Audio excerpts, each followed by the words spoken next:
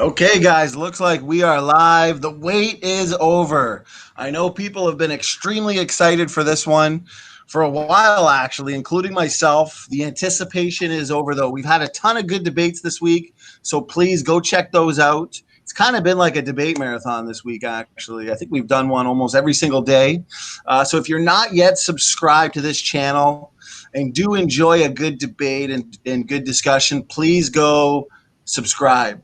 And hit that like button as well. So one could say this is the main event following a week of great debates. We've got John Maddox and Godless Engineer here with us today. So thank you, gentlemen, for giving us your time for this important debate. We are debating intelligent design versus naturalistic evolution. I've also got Smokey here again with me today as co-moderator for the night. Smokey, thanks for being here.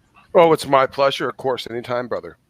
Awesome. I appreciate it. Yeah, we're expected to have a big audience. We've already got over 50 in the chat. So therefore, Smokey is a huge blessing when it comes to helping out with questions. So everybody in the chat, please make sure you're tagging Smokey with your questions. That way we don't miss it. Of course, the super chats are hard to miss. So we're going to get those. We'll go through those first like we always do. And then we'll get to the questions. Today is going to be more of an informal debate. We've got roughly 15-minute openings. We're going to let John Maddox go first, whatever time he needs. Like I said, roughly 15-minute opening. Then we're going to hand it over to Godless Engineer to give whatever he feels is necessary in terms of a rebuttal. And then, boom, right into open dialogue. That's what people like, so that's what people are going to get. Let's break the ice first, though, before we get started. Thanks again for giving us your time. To the debaters, if you guys want to, we can start with John. If you want to go over a little bit about yourself, plug in your channel, what's going on over at your channel. Yeah, go ahead. Thanks for being here, John. Oh, yeah. Appreciate it. I guess you're sorry. We're both John. Are you on for? You got to clarify here: GE or JM? What are we doing here? John 1 and John 2. We'll go. I'll concede to Godless. Go ahead, man. There we go.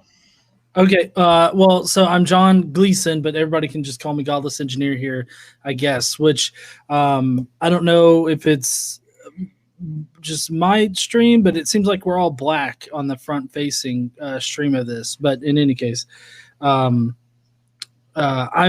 John Gleason, the Godless Engineer. If you guys don't know me, I run a channel here on YouTube as well as other various social media accounts where I analyze apologist claims to give you the best arguments and information so that you can stand up and use your voice.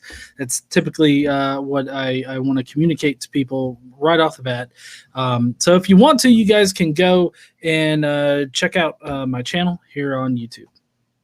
Awesome. Well, thank you for that introduction. If you like what you're hearing from Godless Engineer, go check out his channel and hit that subscribe button. So let's go over to John Maddox. Once again, thanks for being here, brother. You're no stranger, of course. So I appreciate you having me. It should be a fun, interesting debate. It's kind of it's interesting that Godless Engineer, what he says he does. I think I had 12 subscribers when he decided to do a response to one of my videos when I first got into this whole game, and that's kind of culminated with this discussion tonight. So it should be interesting to see how things go. But my channel, if you search logical, plausible, probable, do a lot of after shows, do different videos and different discussions on different topics.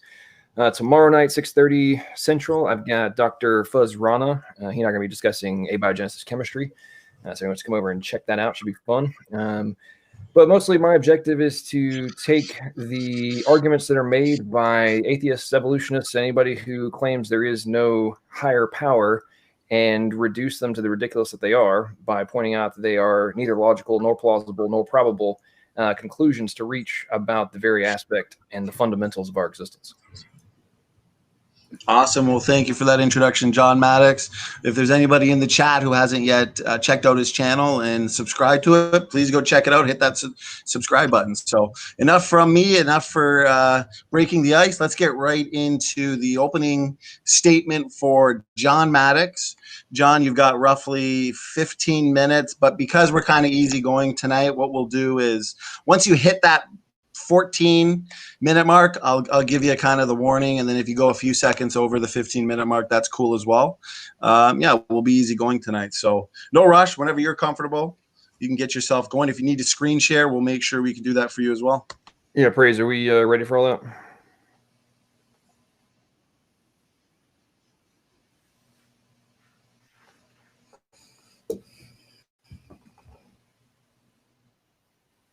Yep. Let's go.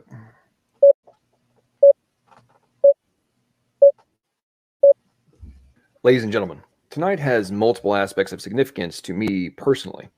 August 9th in the year of our Lord 2020 is both my 36th birthday and the date which marks having lived 50% of my life here in the United States and 50% in the place of my birth, the United Kingdom.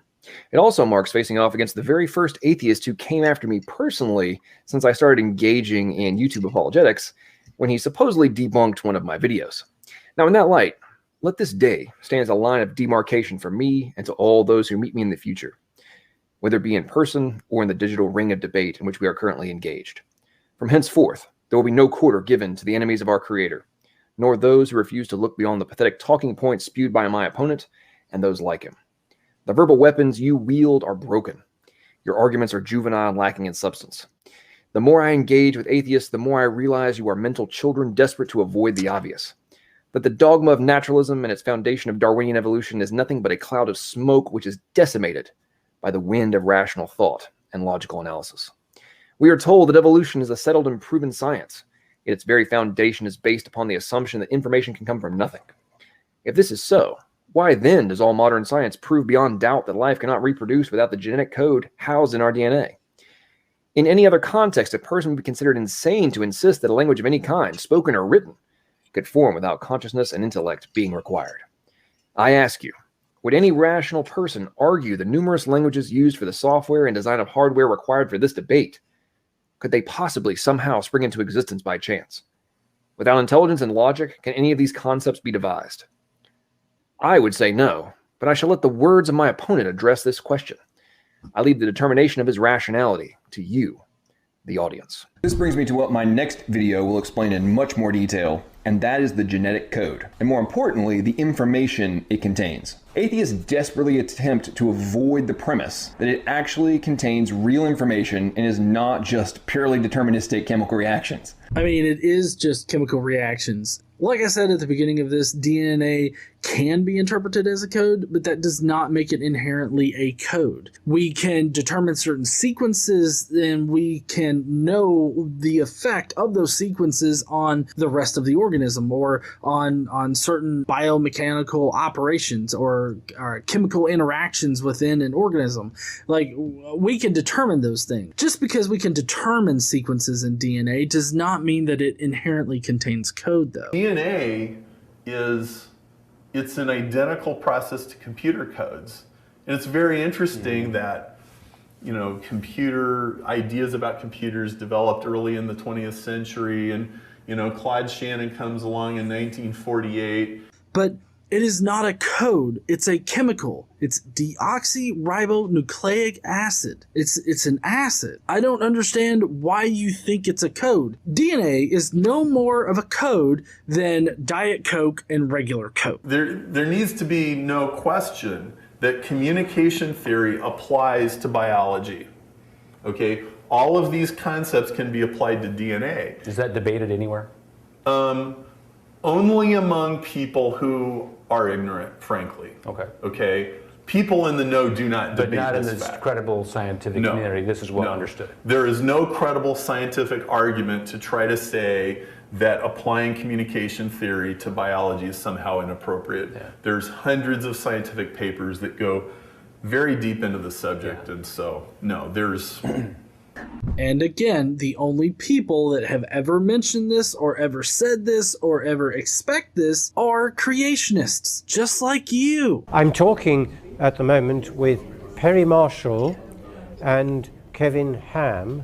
Perry Marshall is from Chicago in the United States, and Kevin Ham is from Vancouver in Canada, and we have just taken part in the United Kingdom launch of a huge prize to be won by anybody who can produce the genetic code or a genetic code via natural process generating it itself. Mm-hmm. Perry, have I got that right, first of all? That's right. Any code, any encoding, message decoding system that can come out of an emergent property from chemicals to code would qualify. Yes. And I think it's one of the most fundamental questions in all of science. And it just hasn't gotten the attention that it deserves. That's right, it hasn't, and I think that's partly why we've been highlighting it in the meeting that we've just had here at the Royal Society in London. You can't get much more prestigious than that, can you? No, it's by the way, it's delightful. Yes. Now, question perhaps also to Kevin: does it really need to be 10 million? You know, I'm a scientist. To me, that's a huge sum of money. But it is not a code. It's a chemical. It's deoxyribonucleic acid. It's an acid. I don't understand why you think it's a code. DNA is no more of a code than Diet Coke and regular Coke. Damn, dude, there's 10 million on the line for this one. I guess you just need to fly over to Oxford, go meet up with the Royal Society and tell them how they've been completely duped on this entire premise of the genetic code actually being a real code, and that they don't need to be remotely associated with it because it could completely decimate their credibility as academics. In the information age we currently enjoy, to me it's a completely implausible concept to conclude that HTML, CSS, JavaScript, PHP, WordPress, apps, or any of the other aspects of technology that utilize software, that they could possibly come into existence without programmers and designers being required. I agree, that would be crazy to assert, but luckily that's not what we're asserting. That's not what anybody's asserting here. It's only you that's claiming that evolution would entail this. So you're basically building a straw man argument against people that already accept evolution and are misrepresenting their arguments for evolution. You see, the biggest difference here is that we have natural explanations for like why DNA looks the way that it does, why it operates the way that it does, and why the diversity of life that we have here on Earth exists. We have natural explanations for why these things happen. We don't have explanation for why like PHP exists, other than somebody designed it. So what you're really doing here is you're comparing bananas to horses here. Now, while it continues to fascinate me that people such as Godless Engineer continue to make these same assertions, I'm just going to pull up a few papers real quick and scroll through them on how the genetic code, it's a universal enigma from Eugene Koonin. I mean, he's a very high level, actually an atheist, but he admits that there's a code and it's a major conundrum for origin of life. We've got things like dual syntax. I'm pretty sure that syntax is a component of coding and programming. Go figure. Apparently that doesn't exist, but here's evidence that it does. And then here we can really get into some fun stuff where not only is the genetic code have its own programming logic, translational pausing is a subset syntax and code base which enables a dual control of, from a timing perspective, we're talking about 3D printing logic rules that are executed through the ribosome through the dual syntax in the genetic code that supposedly isn't a code, even though it houses all sorts of controls, including space and time, which I think is just fascinating.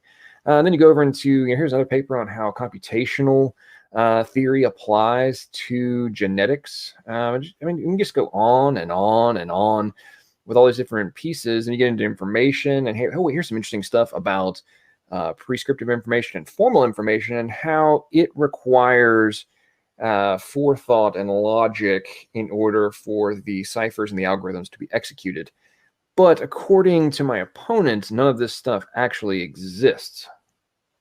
There's just no logical, plausible, and probable conclusion you can reach that says binary code will magically transform into syntax, semantics, pragmatic, and all of the other if, then, and else logic rules that are required for any type of programming to actually work. And again, the only people that have ever mentioned this or ever said this or ever expect this are creationists, just like you. Now, before I go into my formal arguments against neo-Darwinism and modern synthesis, I want you all as the audience to just observe one of the many nanomachine component processes is required for life to exist. What you are about to see is DNA's most extraordinary secret, how a simple code is turned into flesh and blood. It begins with a bundle of factors assembling at the start of a gene. A gene is simply a length of DNA instructions stretching away to the left.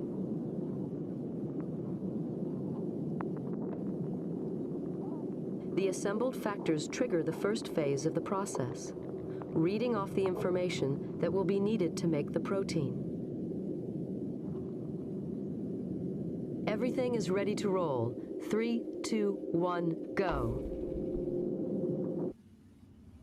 The blue molecule racing along the DNA is reading the gene. It's unzipping the double helix and copying one of the 2 strands.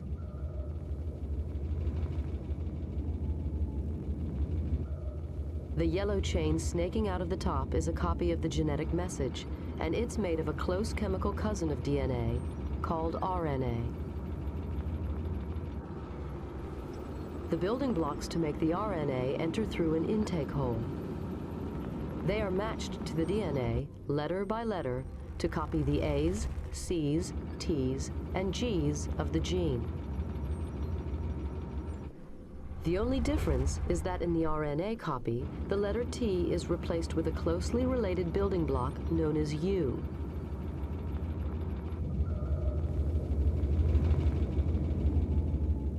You are watching this process called transcription in real time. It's happening right now in almost every cell in your body.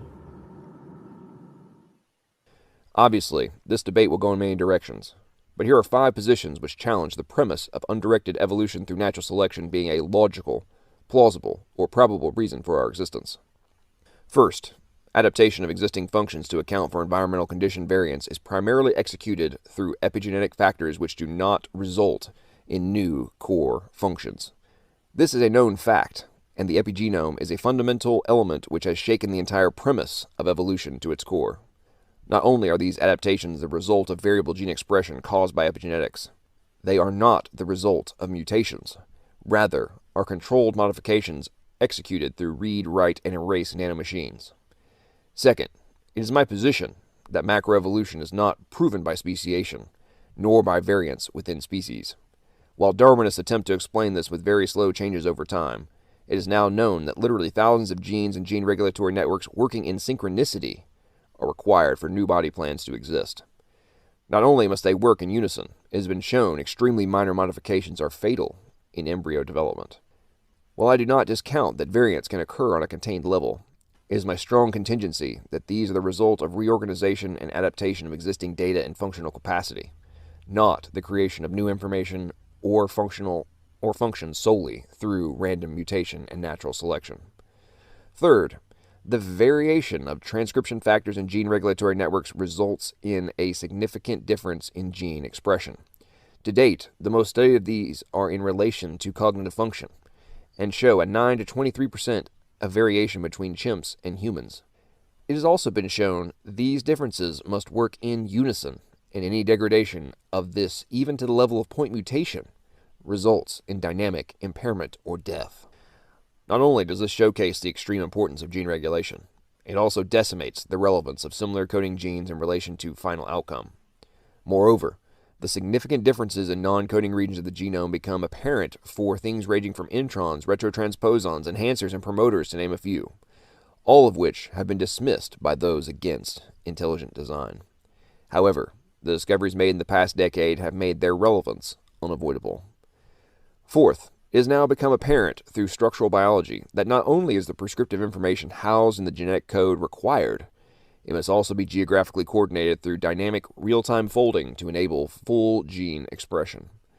This applies to interchromosomal data transfer, which not only forces acceptance of physical gene locations being vital, it also decimates the relevance of similar sequences existing in another organism, but being housed in a completely different physical location.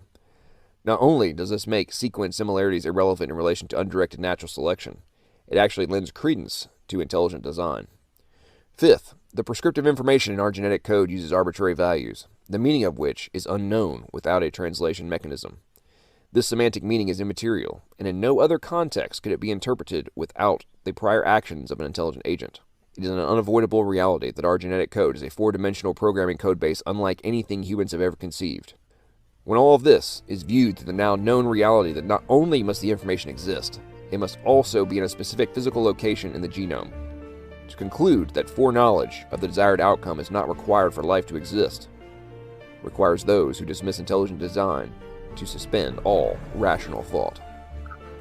Therefore, its initial creation by undirected physical process, without the action of an intelligent agent, is not only neither logical, plausible, or probable, but impossible. In closing, as you consider these arguments and expansion of them throughout the debate, ask yourself this question: whose position is more rational? Is it those who conclude it is more logical, plausible, and probable that these things could not occur by chance? Or those who argue, no matter how counterintuitive it is, you must believe this could all happen without a designer being required? But it is not a code. It's a chemical. It's deoxyribonucleic acid.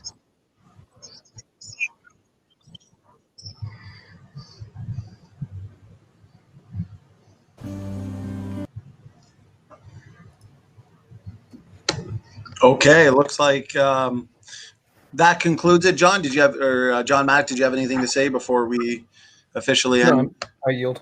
Awesome. Okay, well, thank you for that opening statement. Now, Godless Engineer, the floor is all yours. Take as much time as you need in terms of like an opening or rebuttal, and then when you're cool with it, with moving into a free-flowing dialogue, just let us know. The goal for the discussion for everybody and everybody listening is to keep it an organic civil dialogue. Smokey and I will do our best to stay out of it.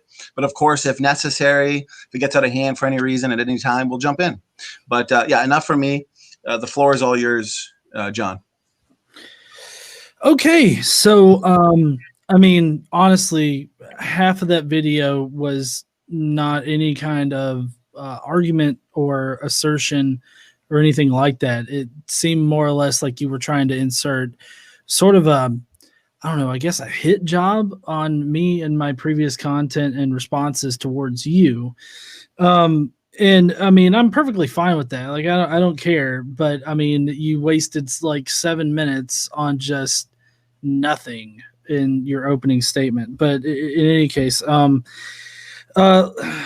you know, I saw a lot of straw manning of things that I've said in that first little bit of nothing that you presented.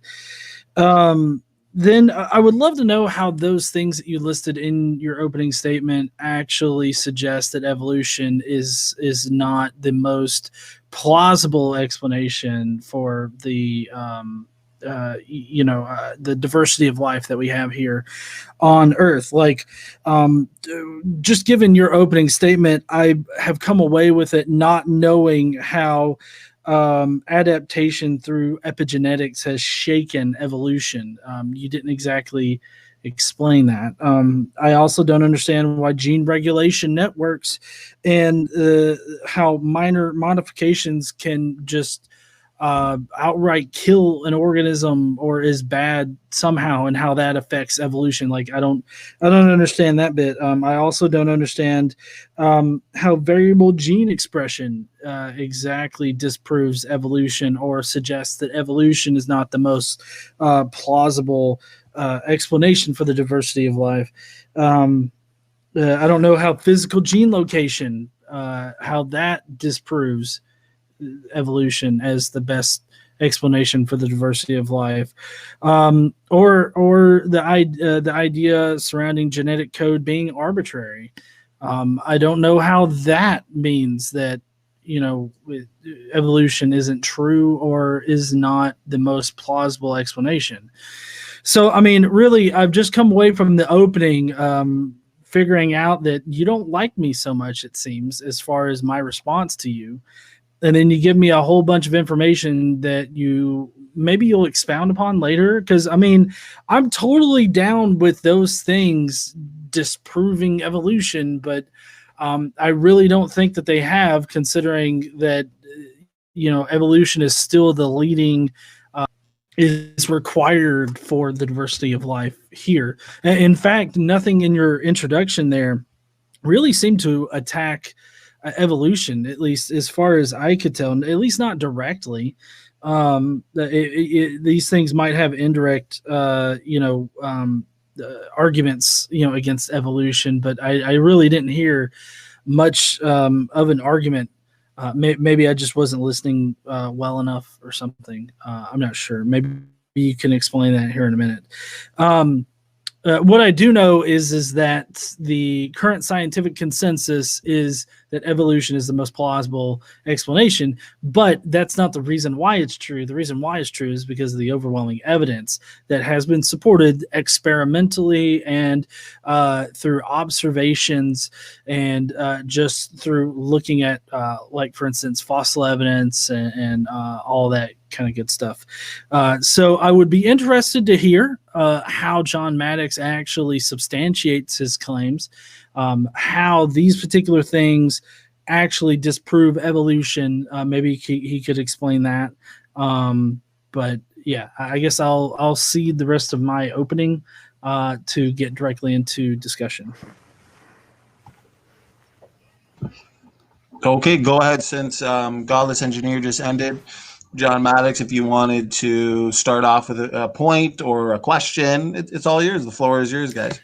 Well, I mean, I would say, first off, if you don't think I made an argument against evolutionary theory, then I'm guessing you just are ignorant about evolutionary theory. Is that, I mean, do you know anything about it? Because the specific 5 points that I made are in current literature, are definitely causing massive upheavals in what the quote unquote consensus is that you're relying upon, given the fact that evolution, slow changes over time, is being absolutely decimated by what we're observing with epigenetics, is for one factor.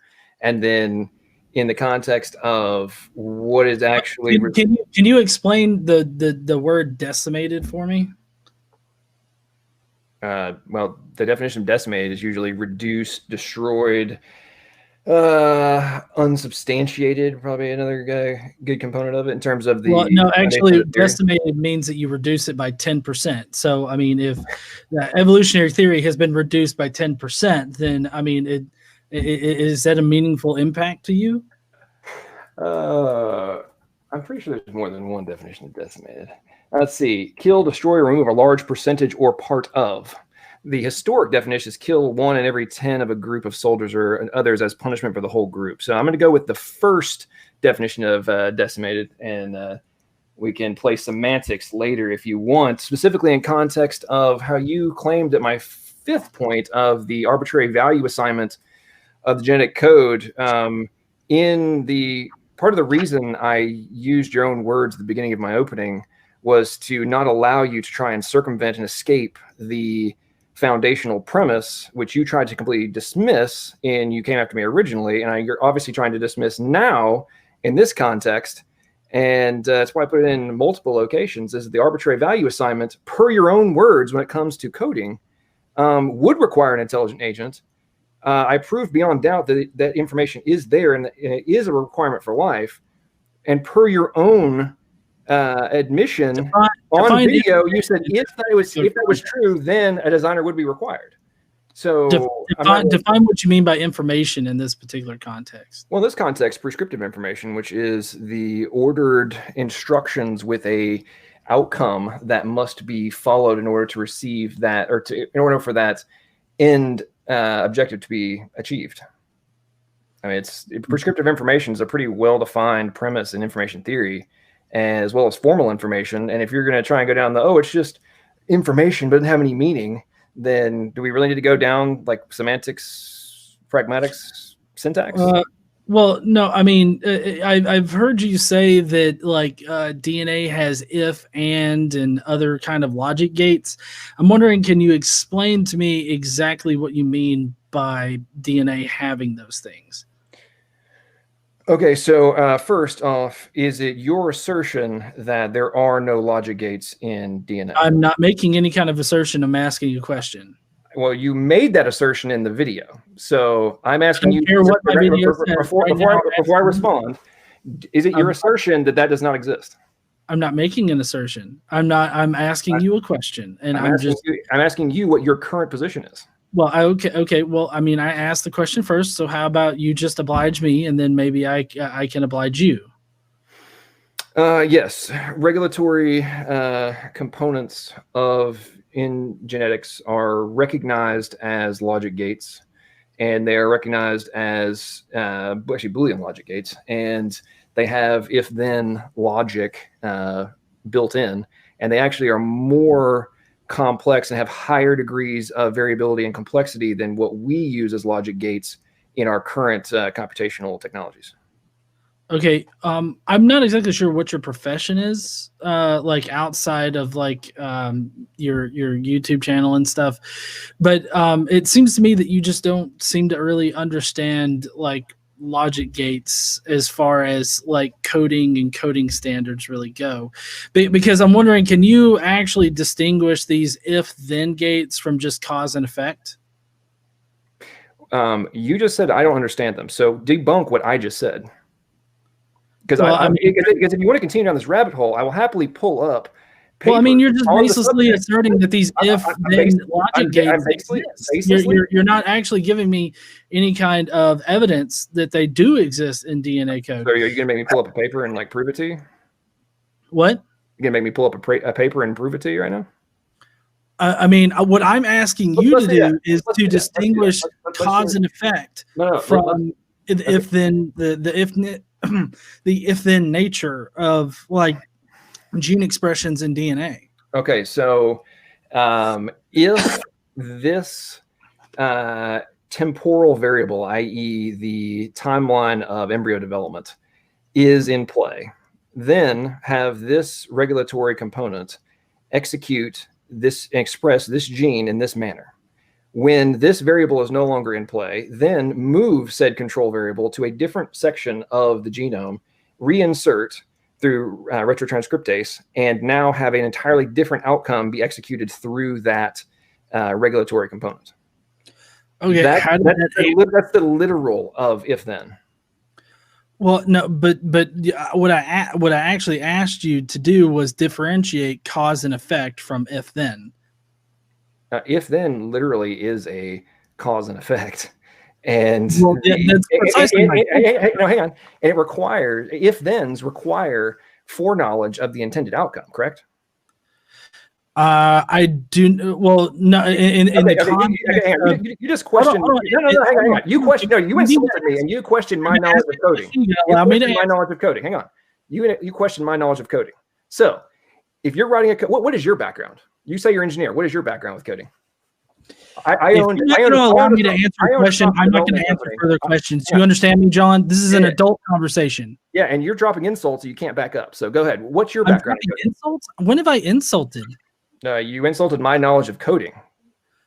Well, that's not exactly dropping like personal insults against you, which I think is. Well, given the fact I owned a software development company and worked in multiple tech startups, yeah, I think I know a little something about this. So, what is your background, sir? I didn't know that. That's why I said I don't know what your background is. What is your knowledge? What you're questioning mine? Okay, guys, I'm going to jump in real quick. If we wanted to maybe go back to, I'm not sure if Godless had a question he wanted to ask, then we can give John Maddox plenty of time to respond, and then go back to what I guess we'll try and do the minimal amount of interrupting as we can. So I guess, Godless, if you had a question, then we can allow John Maddox to answer it. Go ahead. Well, I mean, all I asked him to do was differentiate it from cause and effect. And he says that if then is literally a cause and effect.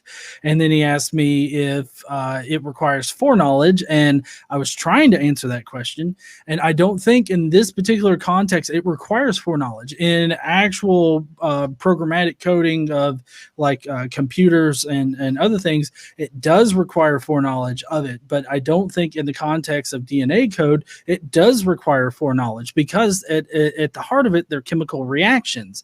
And these chemical reactions happen regardless of what happens after it. So in evolutionary theory, what it actually says in evolutionary theory is that these chemical reactions occur, and through a long process of, you could say, trial and error, and just things chemically reacting with other things, that it eventually led down a path to where they operate like this. That's what evolutionary theory actually says. So it has a naturalistic explanation that is perfectly reasonable and in line with how we think about other natural things that occur in our reality. So I'm just kind of curious what to him screams supernatural in this whole idea that there are if-then gates in DNA code, when it seems to me like these if-then gates are really just cause and effect of chemical reactions. And over long periods of time, these chemical reactions have resulted in processes that have existed for a long time. Okay, go ahead, LPP. Take as much time as you need now. I'm not really sure what kind of a question that was. I guess the complete and utter fascinating ignorance of the talking point just spewed by my opponent is that it is a well-established premise that deterministic chemistry, and I'm paraphrasing a quote here, deterministic chemistry no longer accounts for what we are discovering in biology. And how? I mean, I can literally pull up the paper and show you the quote if you want. I mean, you can read the entire paper. Well, I mean, I don't have to read the paper. It's my turn to respond, right? Tell me how. I literally explained one of them to you, which obviously went over your head. But the let's go with the second one. So we have, you claim it is nothing but cascade chemical reactions. Well, what we're discovering with structural biology is that things are happening in literally different spatiotemporal regions that are happening simultaneously to another one that are then used in conjunction, but there was no initial cause and effect of the process to occur. So when you look at that way, you have, from a reality perspective, you have two separate functions being executed simultaneously, but then conjoined to have a alternative outcome. And this is reduced to such a simplistic, well, it's not simplistic, but such a fundamental component of life, which is the ribosome and the translation of mRNA into a polypeptide, that there is no chemical reaction between the codon and the amino acid. It is literally being read. This is a recognized premise in biology, in cellular biology, information theory, that there is literally a read of data being executed by the ribosome. There is no chemical reaction. So to argue that it is nothing but cause and effect, chemistry is absolutely eviscerated at the fundamental of the creation of a protein. There is no chemical reaction between them. So maybe you can explain to me what it means for it to read the RNA. It is registering that it is the correct amino acid which matches to the codon. But and the reason that we know that it's being read beyond doubt is that even if there is a incorrect or a correct codon anti-codon match but the incorrect amino acid is being transferred by that tRNA, the ribosome then ejects that amino acid because it's not the correct one. And this is also a registered premise in all the things that are happening with DNA computation systems that are being built right now. And we've reprogrammed ribosomes to read syntax that's been devised by humans. So like this is not a questioned premise in genetics and biology. It's only questioned by atheists who are desperate to avoid it. No, I reject that notion entirely. I don't understand. Hold on, I don't understand how you're not seeing that it is in fact a chemical reactions when one chemical reacts with some organelle, and in that reaction it generates another chemical. Like this sounds like a chemical reaction. So, I mean, how exactly is it not? How do you, I guess let's get down to it. Like, what do you define as a chemical reaction exactly? Dude, did you listen to a word that I said or did it just fly over your head? There is no chemical reaction between the codon of the mRNA and the amino acid. There is no chemical reaction. This is a well-recognized premise. And if you want, I guess I just simply don't recognize that particular premise because you literally have chemicals interacting with organelles, and those organelles are interacting with those things. Do you know anything about these chemical interactions? Do you know anything about protein synthesis? I mean, I don't think that we have to get into like protein synthesis and everything. Well, if you're going to argue denying chemical reactions happening. Explain this, and I'm literally telling you that it is a recognized fact that there is no chemical reaction in the reading process of the data set, which is represented by the codon in an mRNA, and the amino acid that is now being inserted into the polypeptide sequence, which turned into a protein. This is a recognized premise. It's a question. It's a gigantic question in origin of life research of, we do have arbitrary data values that we have to account for. What the heck do you think is one of the fundamental things they're doing in origin of life research? There's papers that are being published this year trying to come up with theories of how they can explain this arbitrary value assignment to the genetic code. Like there's papers out there yin yang on this, and you're claiming that's false.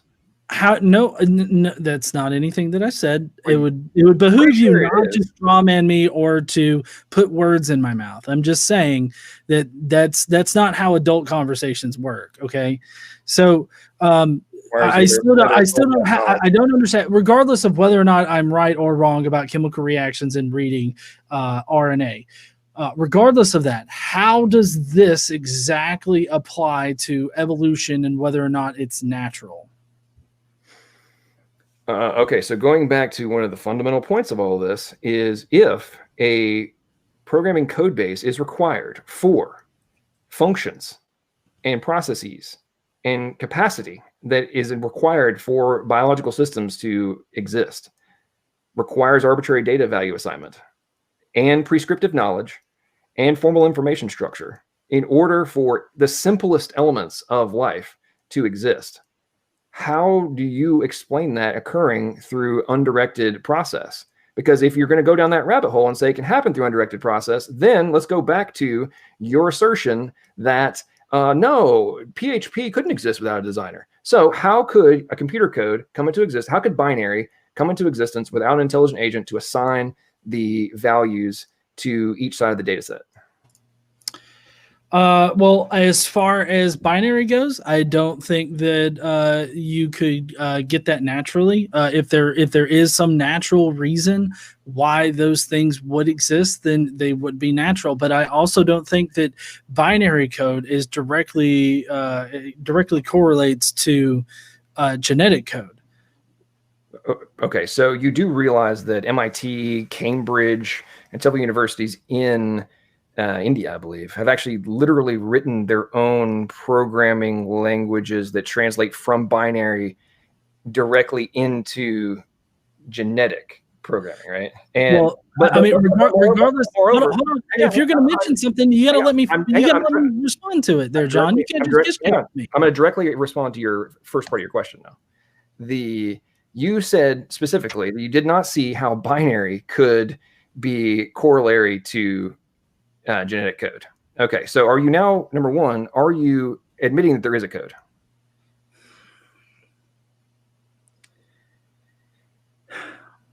DNA can be interpreted as a code. I don't know, is it literal or figurative? It is my belief that DNA can be interpreted as a code. So not a literal one. But it's ultimately a chemical that goes through different chemical reactions, different processes. So were you paying attention at all during my opening? I mean, yes, I've been paying attention to you. Okay. So are you suggesting that you should fly over to the Royal Society and tell them that's not a literal code? I would still appreciate you not, doing questions like that, because obviously that's not what I'm suggesting. Obviously, I'm not an expert. It's exactly what you're suggesting. And you're not an expert in this field, John. That's exactly what you're suggesting, my point is, though, that the context in which we were talking about code is different for binary as it is when we're talking about DNA code. Those are separate things that don't necessarily correlate. Okay, let me address because we have natural I'm still talking. We have natural explanations for how the DNA code evolved. No, we have explanations for that. What we don't have a natural explanation for is how binary code could have come about without humans inventing it. Knowing to interpret low voltage values as 0 and high voltage values as 1, and then arranging them in specific orders in order to communicate meaningful messages. What we do have for DNA, though, is chemical processes that occur, and over long periods of time, those chemical processes result in different configurations of life that either die out and are no more because they're not they're not keen on surviving in whatever environment. And then you have these other processes that arise, these other chemical reactions that happen that do allow the organisms to survive, and they keep procreating. They keep changing their information through reproduction and different mutations, and it just keeps evolving into these new processes. So I hope that you can kind of see now how I'm separating out the two different contexts in which these codes have arisen. Okay, one was definitely man-made, and the other one was definitely natural. Okay, real quick. Actually, John, you're going to get plenty of time to respond. Actually, I'm going to give you equal time to respond. If at any point in the future you guys want to move to I have no problem doing 90-second strict timed rebuttals. If you feel like it's getting a little interruptive, right now is good. But if any of you feel like that at some point, let me know and we can do that. If you guys feel comfortable as the way it is right now, we can continue that as well. So just let me know at any time. And John Maddox, the floor is yours. Okay, so I'm just going to be very direct and say that Godless, I don't know how you put engineer at the second part of your name, because if you, number one, your level of ignorance on this topic is so mind-bending. I do not know how you actually think you're making a remotely coherent separation of these things. Okay, so first off, how is binary and genetic code corollary? Okay, so A in binary equals 0, 1, 0, 0, 0, 1. In genetic code, AUG equals start. I mean, there's syntax for what this codon, this triplet of base pairs equals, does not transform into, is equal to this amino acid. I mean, this is such basic logic. I really don't understand how you're trying to argue this is separate. Number two, as I've already stated before you made this assertion, your claim that we just already know that the genetic code evolved naturally, did you not listen to a word that I have said? Because I have addressed this multiple times and stated clearly that we don't know how it evolved. What the heck do you think the $10 million is on the line for? Right now, as we speak, that video I showed from the Royal Society, that was from June of last year. That money has not been won. There are paper after paper. I read several of them this past 2 weeks on the latest quote unquote quasi theories of how it could possibly have come into existence.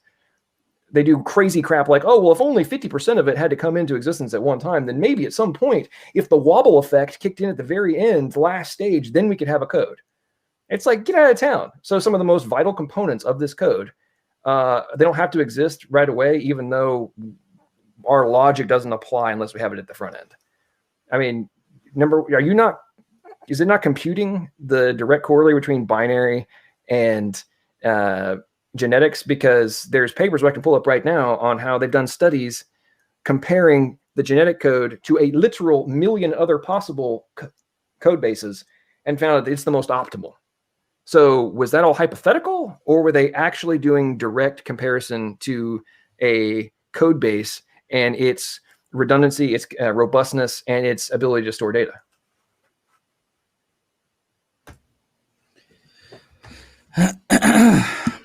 I mean, evolutionary theory would suggest that the reason why it's the most optimal is because of the fact that it's had millions of years in order to work out certain kinks that, so some of the processes that would have resulted would not have been the most optimal path.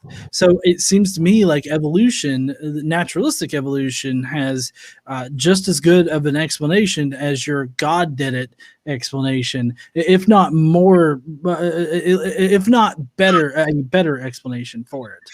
So, I mean, I really I can't remember everything that you said in that Gish Gallop of, I do remember you questioning whether or not I'm an engineer, how I can put an engineer after my name, which, I mean, I'm not even going to dignify because that's just an ad hominem low blow attack. And it's honestly sad, seeing that come from you. Not surprising. I told really you what I did. What did you do? You dismissed my arguments, so back up your claims. Which claims in particular? How does arbitrary data values get assigned to a recognized code base through random undirected process? As an engineer, explain to me how that's remotely plausible. Well, I mean, chemical reactions in a natural environment. I mean, and I've already explained this to you. Chemical reactions that do not have. Hold on, John. Did I finish talking? Did I finish talking, John? You're I let you crap up for a long time. Please jump in. Yeah, let's let Godless finish his thoughts uninterrupted, and then John, you can get equal time. We'll make sure both of you always get equal time, so no reason to interrupt. So go ahead, Godless. As I said, I've already explained this in this debate that natural processes, natural chemical reactions would have resulted in the configuration that would have been most likely to survive, because it did survive. And so over millions of years and over a lot of trial and error of these different processes evolving different ways, we've eventually come to this quote unquote arbitrary value system for the genetic code.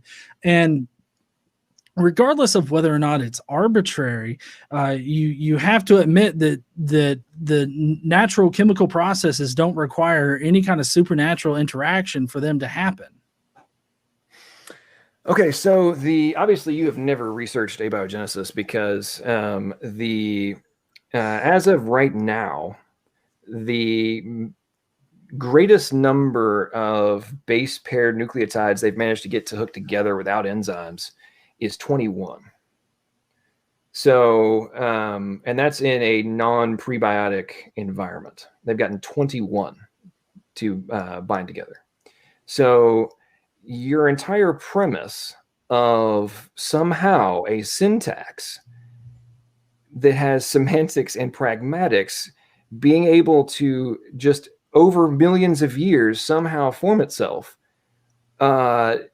is not remotely backed up by the quote unquote natural chemical reactions to which you are referring to.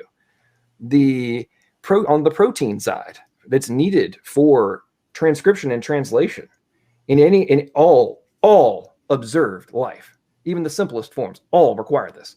The max they've gotten to bond together without other enzymes is 14 amino acids. They've gotten to do it, bind together without the other appropriate directors. So I don't understand how this is prescriptive to the natural world. You don't understand that? I don't understand don't understand why what we've been able to accomplish in the lab setting directly correlates to what is possible or plausible in the natural world. Okay. In this particular context only. Okay. So in order for the fundamentals of your argument, which is, oh, well, just over millions of years, natural chemical processes resulted in the development of this syntax. Well, it's not really arbitrary, but hey, it's somehow here.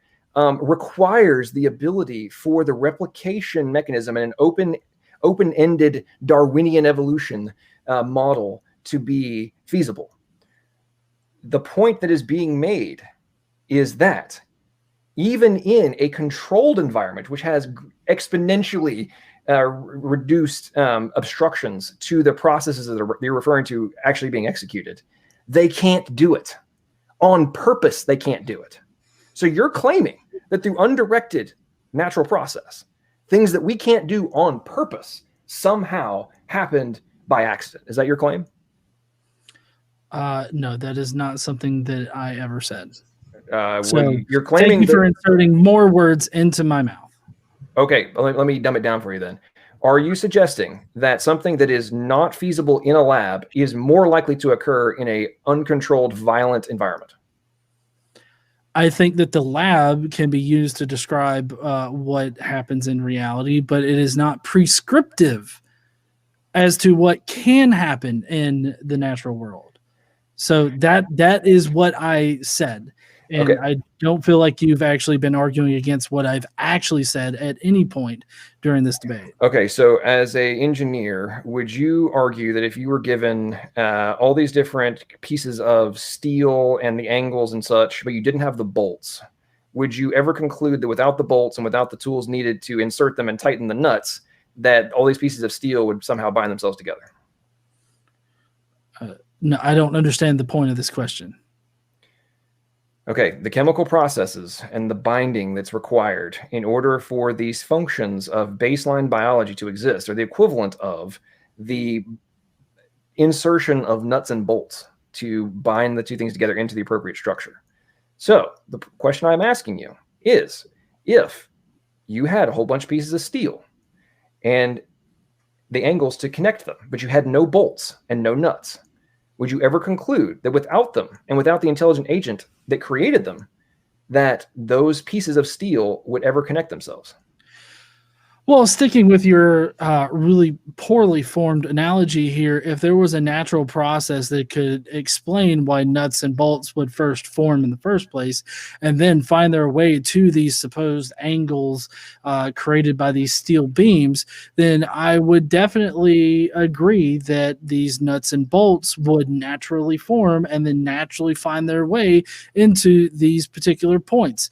But see, the problem with your analogy is that these particular nuts, bolts, and beams are all man-made things, whereas what we know of as far as DNA goes is natural. So that is the major difference between those two things. One is definitely man-made. The other one has a foundation in the natural world where things arise naturally because of natural processes. Do all things ultimately have the fundamentals of physics and chemistry and elements and molecules? I don't even know what you're talking about. Are all things, whether man-made or otherwise, are they all ultimately comprised of chemical bonds? Well, I mean, I would agree with that statement, but I don't understand where you're going. So in the context of what we do with synthetic chemistry, when we cause things to happen that wouldn't normally happen, they are possible to happen, but are not normal to happen. When we force those things to occur, are you claiming that that's just natural occurrence, or is that controlled leveraging of physics and chemistry based on a foreseen objective?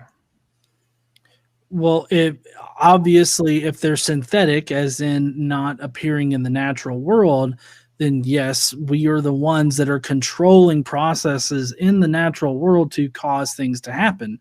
But I don't see any correlation to DNA as far as having some intelligence that's needed in order for DNA to exist. Okay, Also, so I didn't know that this was a DNA debate. I thought that this was a debate on evolution. well, I mean, we're talking about the fundamentals of it. I understand the role that DNA plays in evolution, because I do understand evolution despite your ad hominem attacks against me. But my point is that this is a debate on whether or not God is needed to exist for DNA to occur, not for evolution to occur. Well, it's literally called chemical evolution. Evolution is still a true thing that happens in reality. There are theistic evolutionists everywhere. So I guess I don't understand how any of this that we have actually discussed here has directly correlated to evolution, other than tangentially through the fact that DNA is the one of the prime mediums for mutation and evolution. So it's the fundamental component for modern synthesis and evolutionary theory by definition. And well, yeah, but hang on. Per the evolutionary argument, without mutations and modifications to the data in the DNA, none of the other evolutionary supposed outcomes could occur per the evolutionary model. So I'm not really sure how you can claim that what we're discussing does not have direct relevance to evolution. We're actually going directly to the core of evolution, not being distracted by the fluffy crap that people such as yourself love to focus on without actually addressing the root cause. Well, can I explain? I'm letting you talk now. Oh, are you sure? Never mind. Sorry about that. The way that this doesn't exactly correlate to the discussion of evolution is that God could totally exist. God could have created DNA. God, I mean, I will, for the sake of the argument that we're having right now, that could totally plausibly be a thing. But that goes nowhere to address evolution, because evolution, after DNA was, in this case, in this context, created, after that point, evolution definitely occurred. So no, these two situations are delineated by that fact. That's a false assumption. How is that a false assumption? Well, the core of your assumption is that the initial data set can come into existence by itself, number one. Number two, the whole premise of evolution is that somehow the entirely new functions are able to spring into existence through undirected process. And we actually don't observe new data set functions coming into existence. We do. Well, there are several. No. What they have observed is modifications to existing data. And that is where one of the root components that I talked about in relation to epigenetics came into play.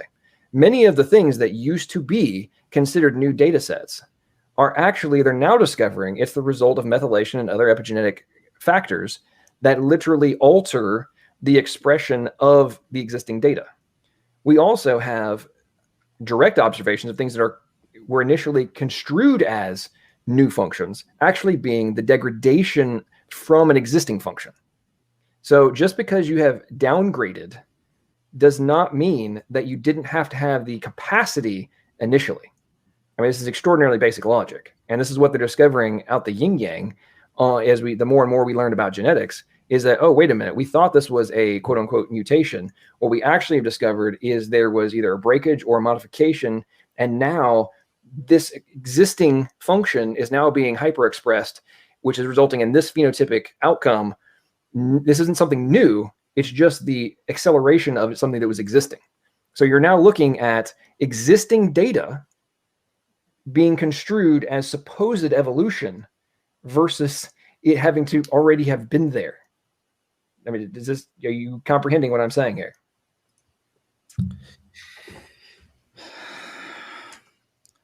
Yes, John. I comprehend what you're saying. Explain it to me then. What what you're failing to understand is how epigenetics plays into evolution, because evolution is the only way to really understand why epigenetics happens. I don't. Can you explain to me a bit further? No. You have to expand. You have to expand on that. You have to expand on that assertion. Oh, real quick. Let's just let Godless finish. No, he needs to expand on that assertion.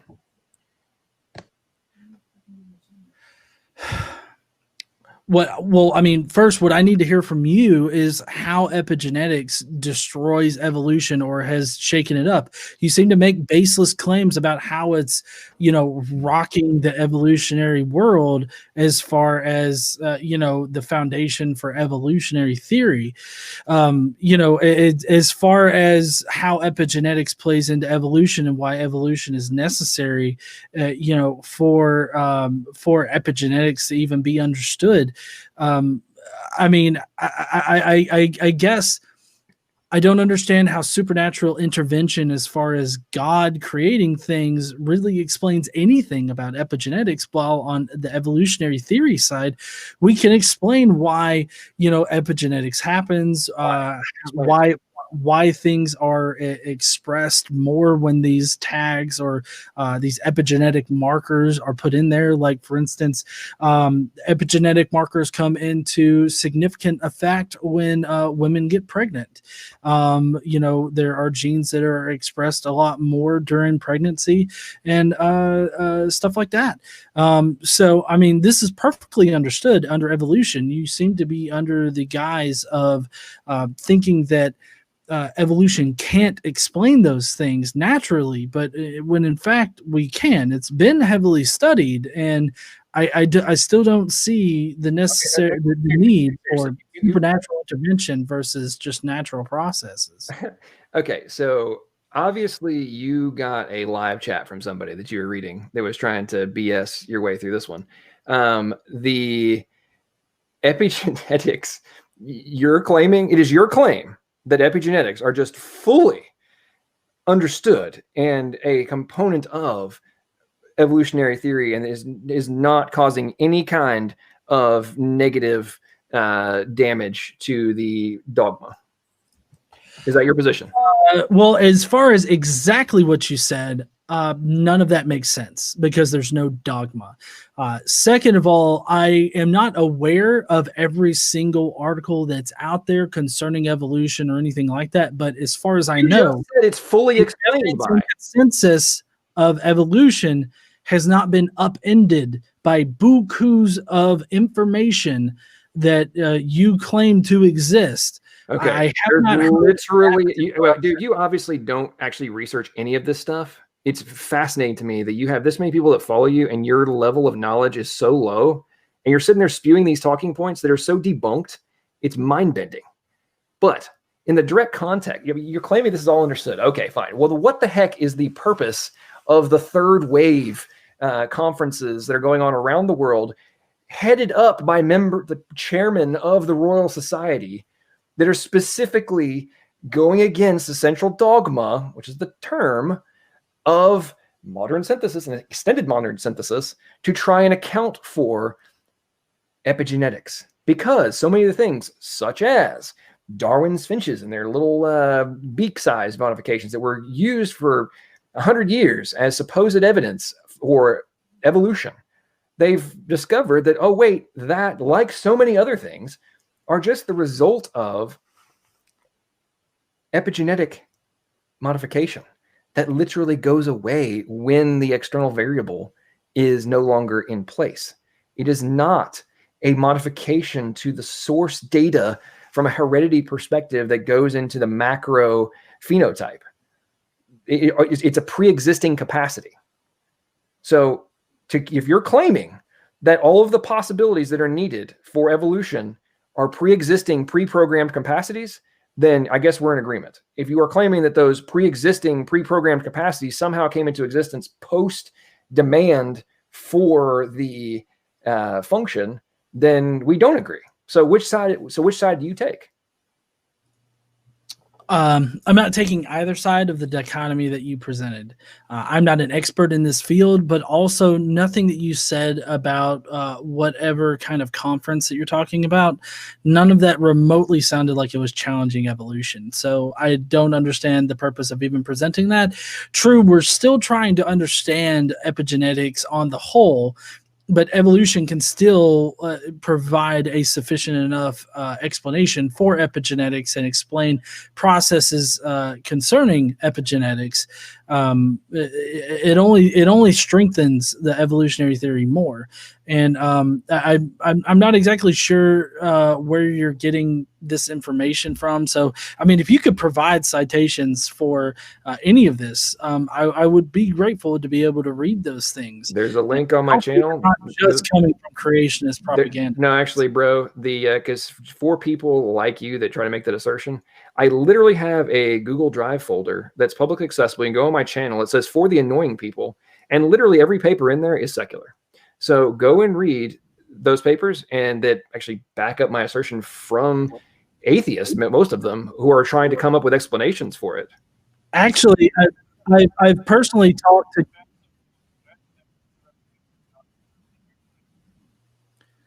I'm sorry, moderator. I'm talking with John Maddox here.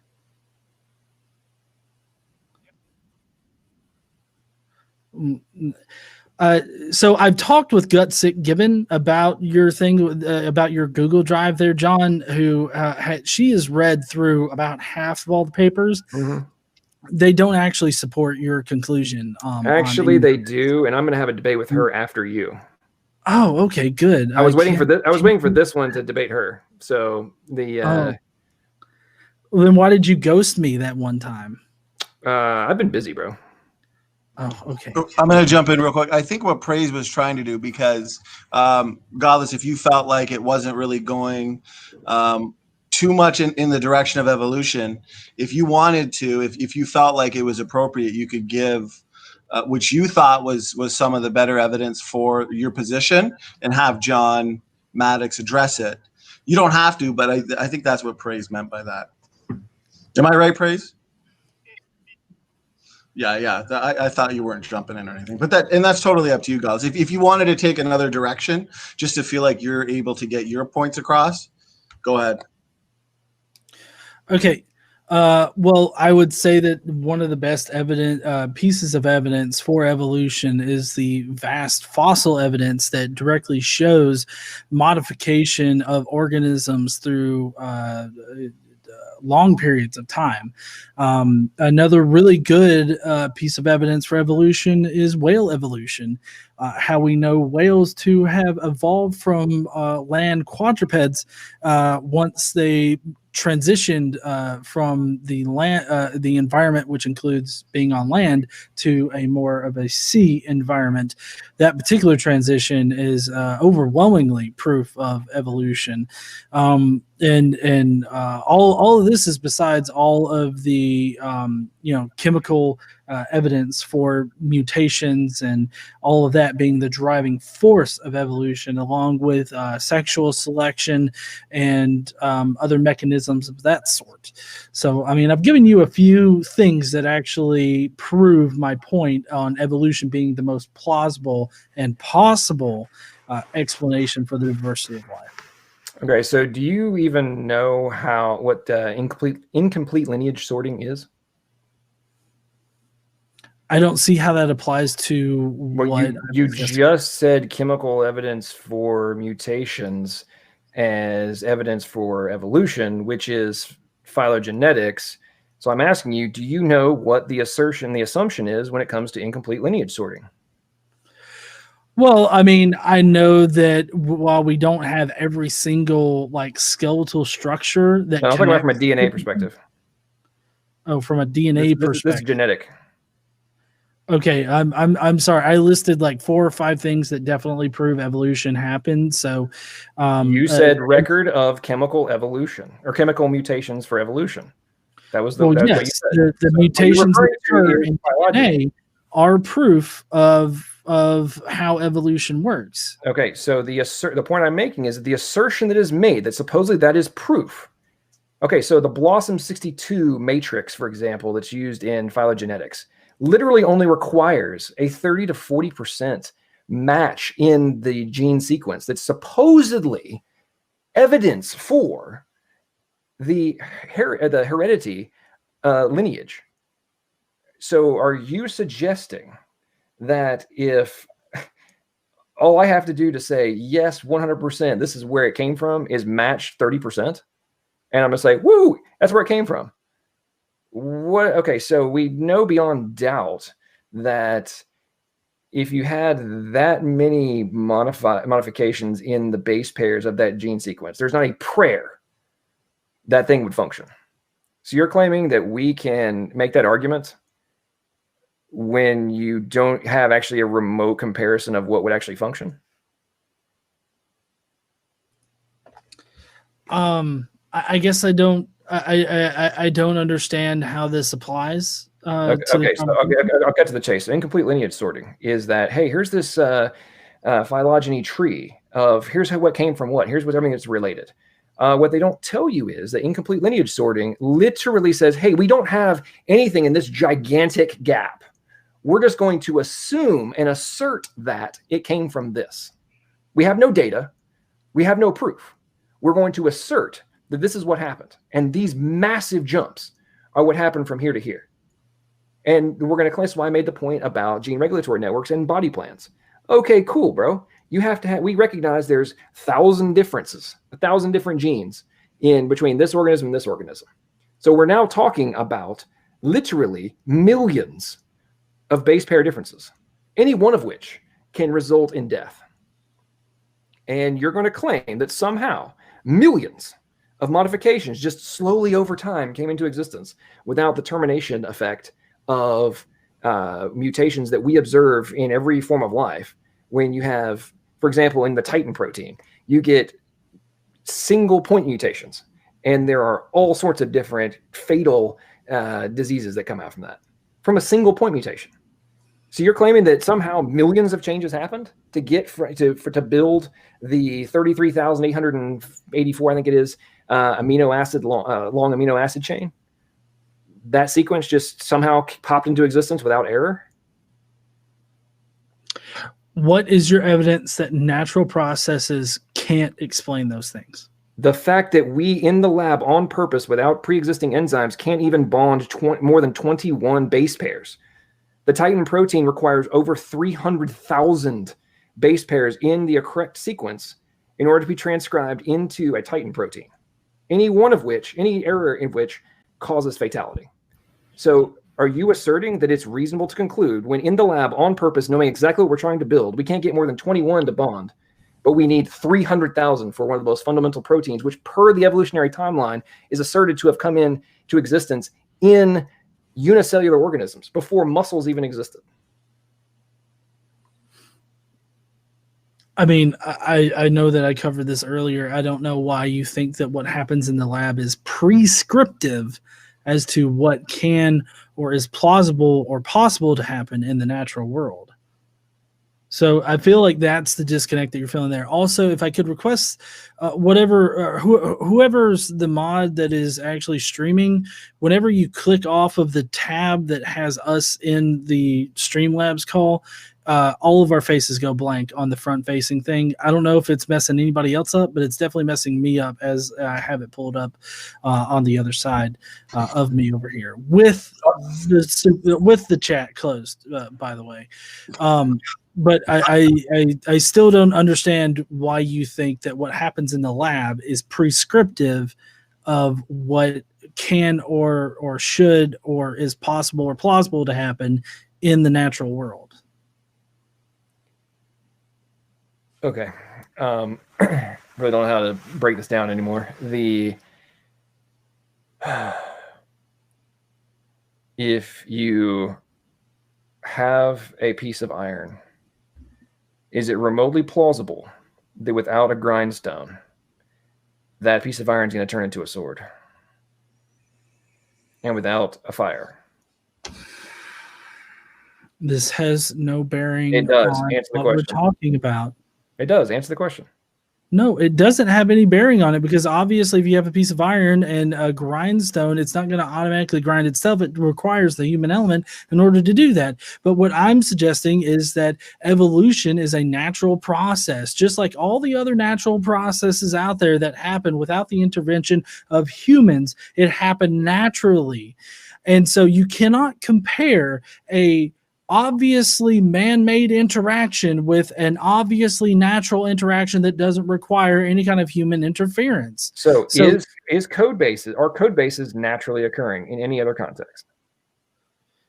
I mean, I don't know. Okay. I literally, I'll put a dare on you.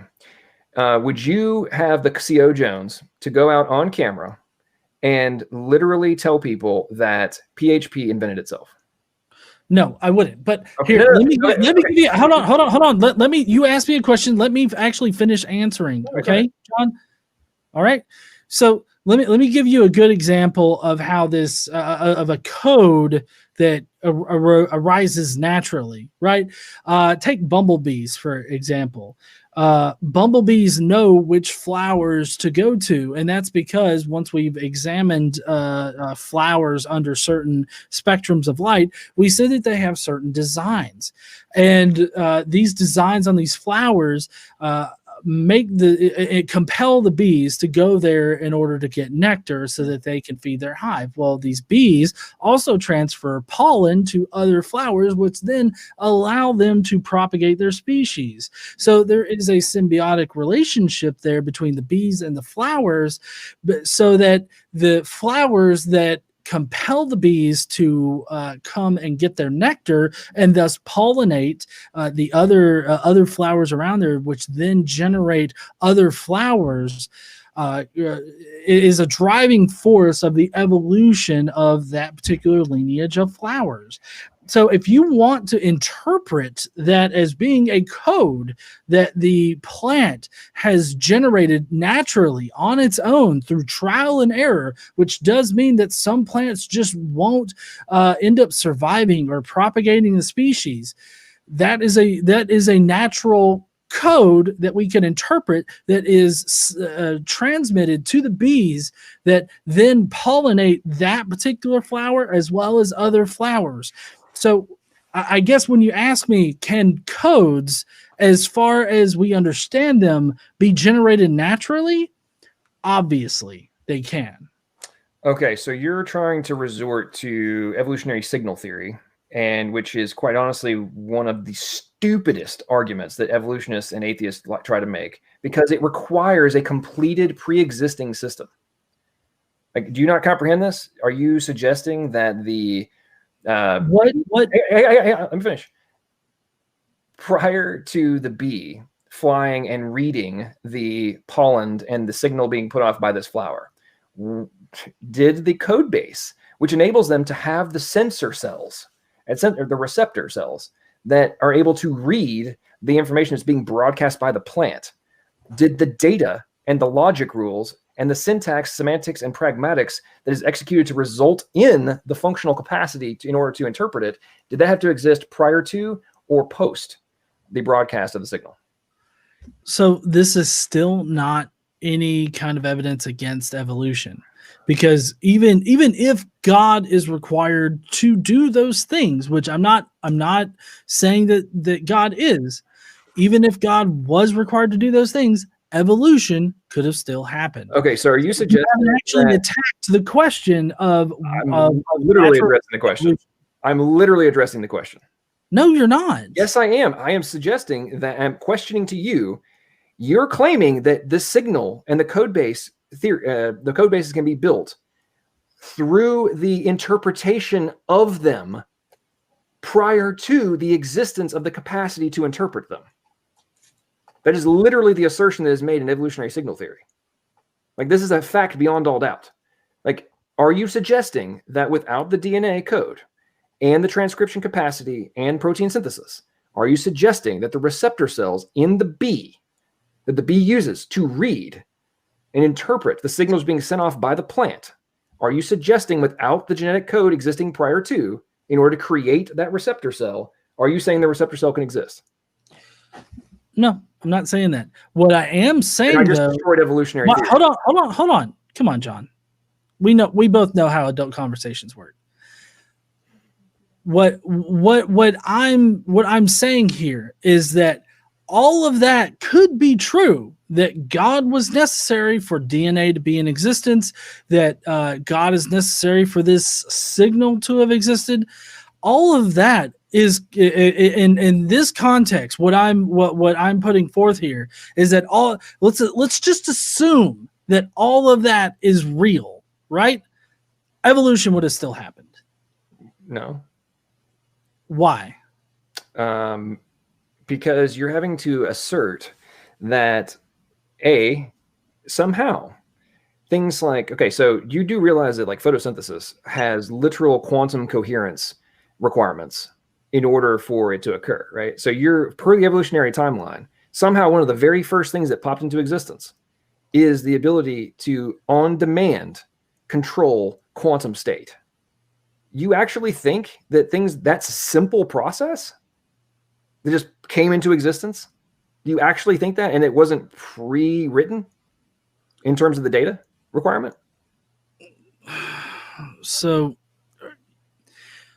in order for that question to even make sense, it would require me to put forth the assertion that plants are the first thing that immediately developed.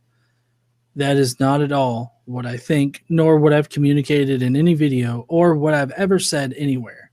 Well, it's one of the things asserted by evolutionary theory is that photosynthesis is one of the first things that enabled life to evolve. So, per the evolutionary timeline. I sincerely doubt that assertion that is the first thing that came about. I think one of the first things, and the very, very early in the evolutionary timeline, is that photosynthesis somehow came into existence, and the ability to control the quantum state requirement to capture the energy of photons is something that was supposedly one of the first elements in the evolutionary timeline. So I'm just asking you directly, if that is the case, do you think it is remotely plausible that something that is dependent on things going from extraordinarily simple to complex, one of the most complex possible things you can imagine, somehow came into existence very early in the timeline?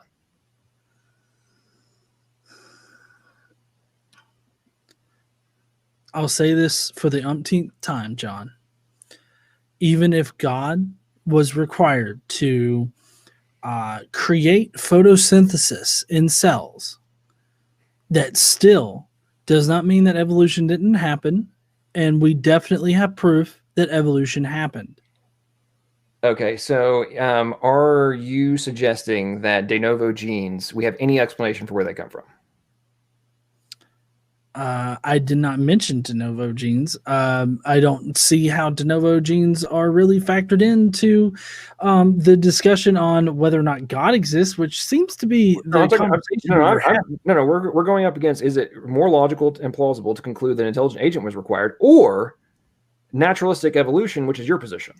I am questioning naturalistic evolution on a variety of fronts because it does not seem remotely logical, plausible, or probable that the things that are required and fundamental to any form of life, whether simple or complex, they have technology requirements that are so monumental that it does not seem remotely plausible they could come into existence without an intelligent agent. I mean, direct question, do you think the quantum computers that are currently being developed by Google, GE, Microsoft, etc., do you think it's remotely plausible that the quantum coherent state that's required for them could possibly exist without intelligent agents? This debate is over evolution, not whether or not God exists or some ambiguous intelligence exists. Do you think quantum computers could evolve? I'm not going to answer that particular question, not because I'm not able to answer it, but because that's not actually the question that we're asking in this debate. What we're actually debating in this debate is whether or not evolution happened versus intelligent design, which I have yet to hear you give a coherent argument against evolution even happening. I have heard you put forth many standard arguments as far as scientific arguments go against the idea that a God doesn't exist. I've heard plenty of those, but I've yet to hear any kind of coherent argument against evolution in general. Because as I've said before, and I've diffused this several times in this debate, but you seem to not be listening. Even if God existed and created all of the foundations of life that we have now, all of the evidence points to evolution actually happening. So you have not evolution couldn't have happened. Obviously, you have not comprehended a word that's come out of my mouth this entire night. Obviously, okay. Are you arguing that we have observed the formation of new gene function in de novo genes? Are you arguing that we have ever observed this to occur? No, I'm not arguing that. I'm arguing the fact that none of this is actually pertinent to the question of it's evolution. 100% pertinent, because literally de novo genes are a fundamental requirement for evolution to be true, that somehow they can spontaneously come into existence through slow mutation and selective pressure, environmental pressure, and natural selection, that somehow these things can come into existence. We are talking about fundamental genes that are recognized as key separators between different types of organisms. Like without this and this, they would not have the differentiation factors that we're looking at from a quote unquote evolutionary perspective. So if that is the case, then from an evolutionary defense mechanism perspective, you must explain how it is remotely plausible and explainable that a 2,000 amino acid protein that has a 6,000 base pairs that must be an appropriate sequence of code somehow have created themselves. Do you think that a function in a software program that is 6,000 lines of code long, do you think it is remotely plausible that thing could just pop into existence? The coding question that you're talking about doesn't apply to this particular. It literally applies. No, it does not literally apply to this conversation. And to what you're saying here is that do new mutations occur? Yes. No. I said do completely new data set functions come into existence purely through mutation. I mean, you can go to Talk Origins and you can look at these exact questions and you can find the actual papers that prove that new mutations do occur, new functions do occur, and are known to actually present themselves. And so, I mean, everything that you have said here tonight has not actually proven evolution. I'm still talking. Hang on, John, I'm still talking. Okay, let's do this, guys. Maybe this is a good time to wrap up. Why don't we give you each? I'm not going to give a time limit on it. However much time you guys both feel uninterrupted to wrap up your points, sum up everything regarding the discussion portion, and then we'll move on to a Q&A. Who would like to start? You can, as much time as you need, uninterrupted. I'll let Maddox go first. Okay, go ahead, Maddox. Well, my opponent obviously didn't listen to a word that I said the entire night. He has nothing but standard talking points that he is on complete repeat for. And things such as he's talking about, oh, we've seen new genes and new functions come to existence. Yeah, what he's talking about is the modification of an existing complete gene. You're modifying an existing function. You are not explaining the existence of the original functions.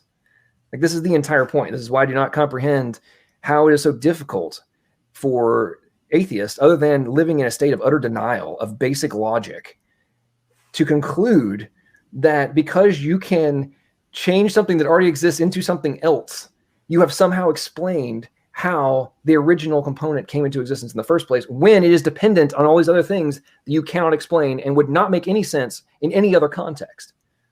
So he concedes, okay, maybe it's a code, maybe it's not a code, but it doesn't apply in this scenario. It doesn't apply to evolution. Oh, wait, yes, okay, it might. Oh, but it doesn't now.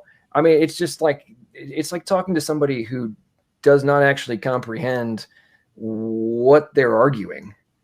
and then claiming that the person who is actually making logical arguments and actually has presented a case and did present evidence from papers that defends and experts that defends his position. Somehow I just made it all up. Is that because it seems like what is coming out of my opponent's mouth, and I just don't understand. Well, I think it's actually the reciprocal, and this is a case of atheist Fantasyland projection complex, which I have a video for, that is being embodied by my opponent tonight. And I hope perhaps he will take some time to go and learn the level of ignorance that he has on these things, even from other atheists. Like, why don't you go and watch John Perry's video on how the genetic code actually is a code and how atheist activists need to stop saying it's not one, and that it is a literal one, and it is a literal programming language. And that's an atheist saying that. I mean, go watch it and then get back with me. I concede. Okay, John, as much time as you need. Okay. So every argument that I've heard tonight is not actually addressing the question of whether or not evolution occurred. All of the arguments that he brought up are attacking whether or not God exists or whether or not God created the organic materials needed for evolution to occur. But he has not actually attacked the mechanisms or anything that we have known for to prove evolution. Like, for instance, he hasn't attacked the fossils of whales, the obvious lineage that we have from whales back to land quadrupeds. I did not hear anything in this debate that actually attacked the idea that whales evolved from land quadrupeds. I did not hear any kind of argument against the fossil record. I did not hear any kind of evidence against the several driving forces of evolution, being mutation, natural selection, or sexual selection, genetic drift, any of those things that we've actually been able to observe happen in reality. I haven't heard any kind of argument or evidence that he's brought here that actually attacks the question of whether or not evolution happened. And the question of the debate as it's framed is naturalistic evolution, which would have been evolution that hasn't been guided by the hand of God, right? Or some supernatural entity or intelligence. And I don't think that any of his arguments have actually addressed that fact. And if you think that they have, I would love for you to actually think about which particular arguments are delineated from the existence of God in this debate, because I really don't think that you can separate his arguments from an argument for God exists. In the debate, I actually conceded at one point, just for the sake of argument, mind you, that God exists and he created, all of the starting steps, everything that John thinks would need to be started in order for evolution to take over. He could have created all of that, but yet evolution still would have happened. Adaptation and evolution would have still happened. I didn't hear a coherent argument whatsoever in this entire debate that would refute the idea of that. So I guess that'll be it for me, and I can't wait for Q&A because I bet that it's just awesome. All right. Well, thank you to the both of you for the closing statements. So it's been a heck of a debate. The audience has had a blast, and we have some solid questions. Of course, we're going to avoid any question that is just a straight out ad hominem, as the debaters have given us their time tonight and deserve the respect and the credit. So as always with the Q&A, though, the way we do it here is that if there is a bit of a back and forth, let's say John Maddox gets a question, Godless Engineer would like to respond to it, a little back and forth. The way that we end those back and forths is we like to make sure the person who the question was for gets the last word. Brother Smokey here has collected the questions and will take care of this portion. Smokey, thanks so much. I know the chat, we've had over 100 people in the chat. Yeah. So It's been a lot of work for you, but you're earning your paycheck tonight there. Well, yes, absolutely. You have to double it to that zero. You double another zero, and we're good. Yeah, absolutely. That's fair. Well, thank you so much. Yes, it was a very active chat and a wonderful debate. Debaters, both of you gentlemen, thank you so much. Really was a pleasure listening to you and go through these topics and this information. It was a wonderful time. So we'll run through our super chats, and yes, I will avoid the insults. I'll save that for Maddox later. So first off, of course, we have a $5 super chat from George Bond. Thank you so much, sir. Says, just because I can. So thank you so much for that. Very much appreciate it.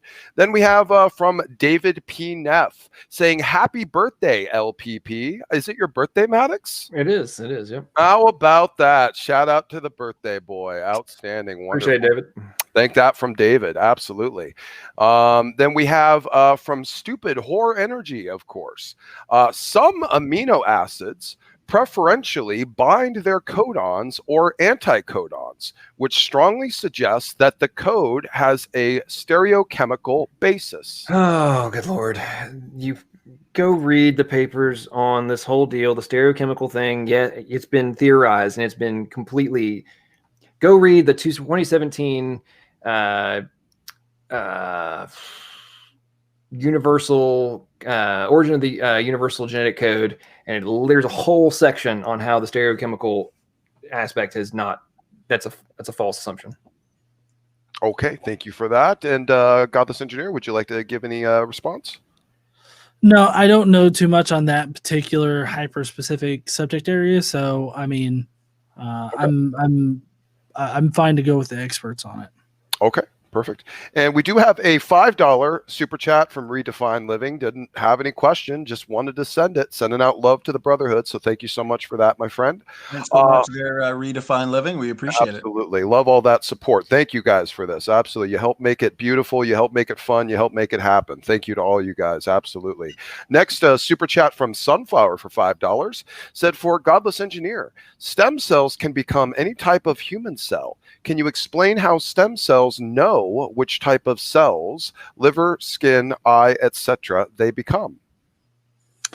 I'm not exactly well versed on how stem cells work exactly, but my best guess would be that there's a chemical reaction that happens that dictates what kind of cell that it would happen. That would be a very high level guess as to how it works. So I'm not exactly, like I said, I'm not an expert in this particular field, nor should I think anybody that's just doing general layman debates on the internet be experts in every single area. So I would just suggest going and looking at the actual literature on stem cells and how they do it. But my best guess would be a chemical reaction dictates what kind of cell they become. Okay. And Alex, would you like to respond? Well, one of the things that we do know is that a large portion of that is controlled by epigenetics and methylation and a variety of other epigenetic factors that are done in a controlled manner by the read, write, and erase proteins, which control in a very organized and logic-based, predetermined outcome what type of cell it becomes. It's actually rather fascinating programming. It is your question, Godless, so if you want to say anything, go ahead. I feel like it's a baseless assertion to say that it's a predetermined kind of thing. I think that there are chemical reactions and that just chemical reactions occur, and then more chemical reactions occur as a result of the previous chemical reactions. So it's literally just cause and effect. Regardless of all that, what it boils down to is a chemical reaction determining what kind of cell it becomes. Okay. All right. Very good. Moving on. Jungle Jargon for $5. Thank you so much, sir, for Godless Engineer. Why are you such an object credit giver? I'm not sure if that makes any sense. Object credit giver? I'm not sure what they mean by object credit giver. I don't know if maybe John has giving credit to the object instead of the creator. Maybe he was trying to say something like that. Maybe it was a biblical reference. Oh, well, I mean, I just don't see any I don't see any evidence anywhere that there is a creator, for one, and for two, I think that you would need to find persuasive evidence that it's not the natural world or the natural object that doesn't have whatever you're talking about. I think that you would need to show supernatural intervention in order for that question to make sense. Okay, very good. Thank you for that answer. Appreciate it. If predetermined outcomes are obvious and foreknowledge requirements are obviously needed and are able to be defined in order for to have the outcome, the logical deduction is that the pre-existing intelligent agent is required. Like this logic would apply in any other context, except for the most important one, which is how do we exist? So, and I would say that, like I reiterated, or I'll reiterate what I said in the previous question towards me, and that's I disagree with the idea of foreknowledge or a predetermined chemical response to something.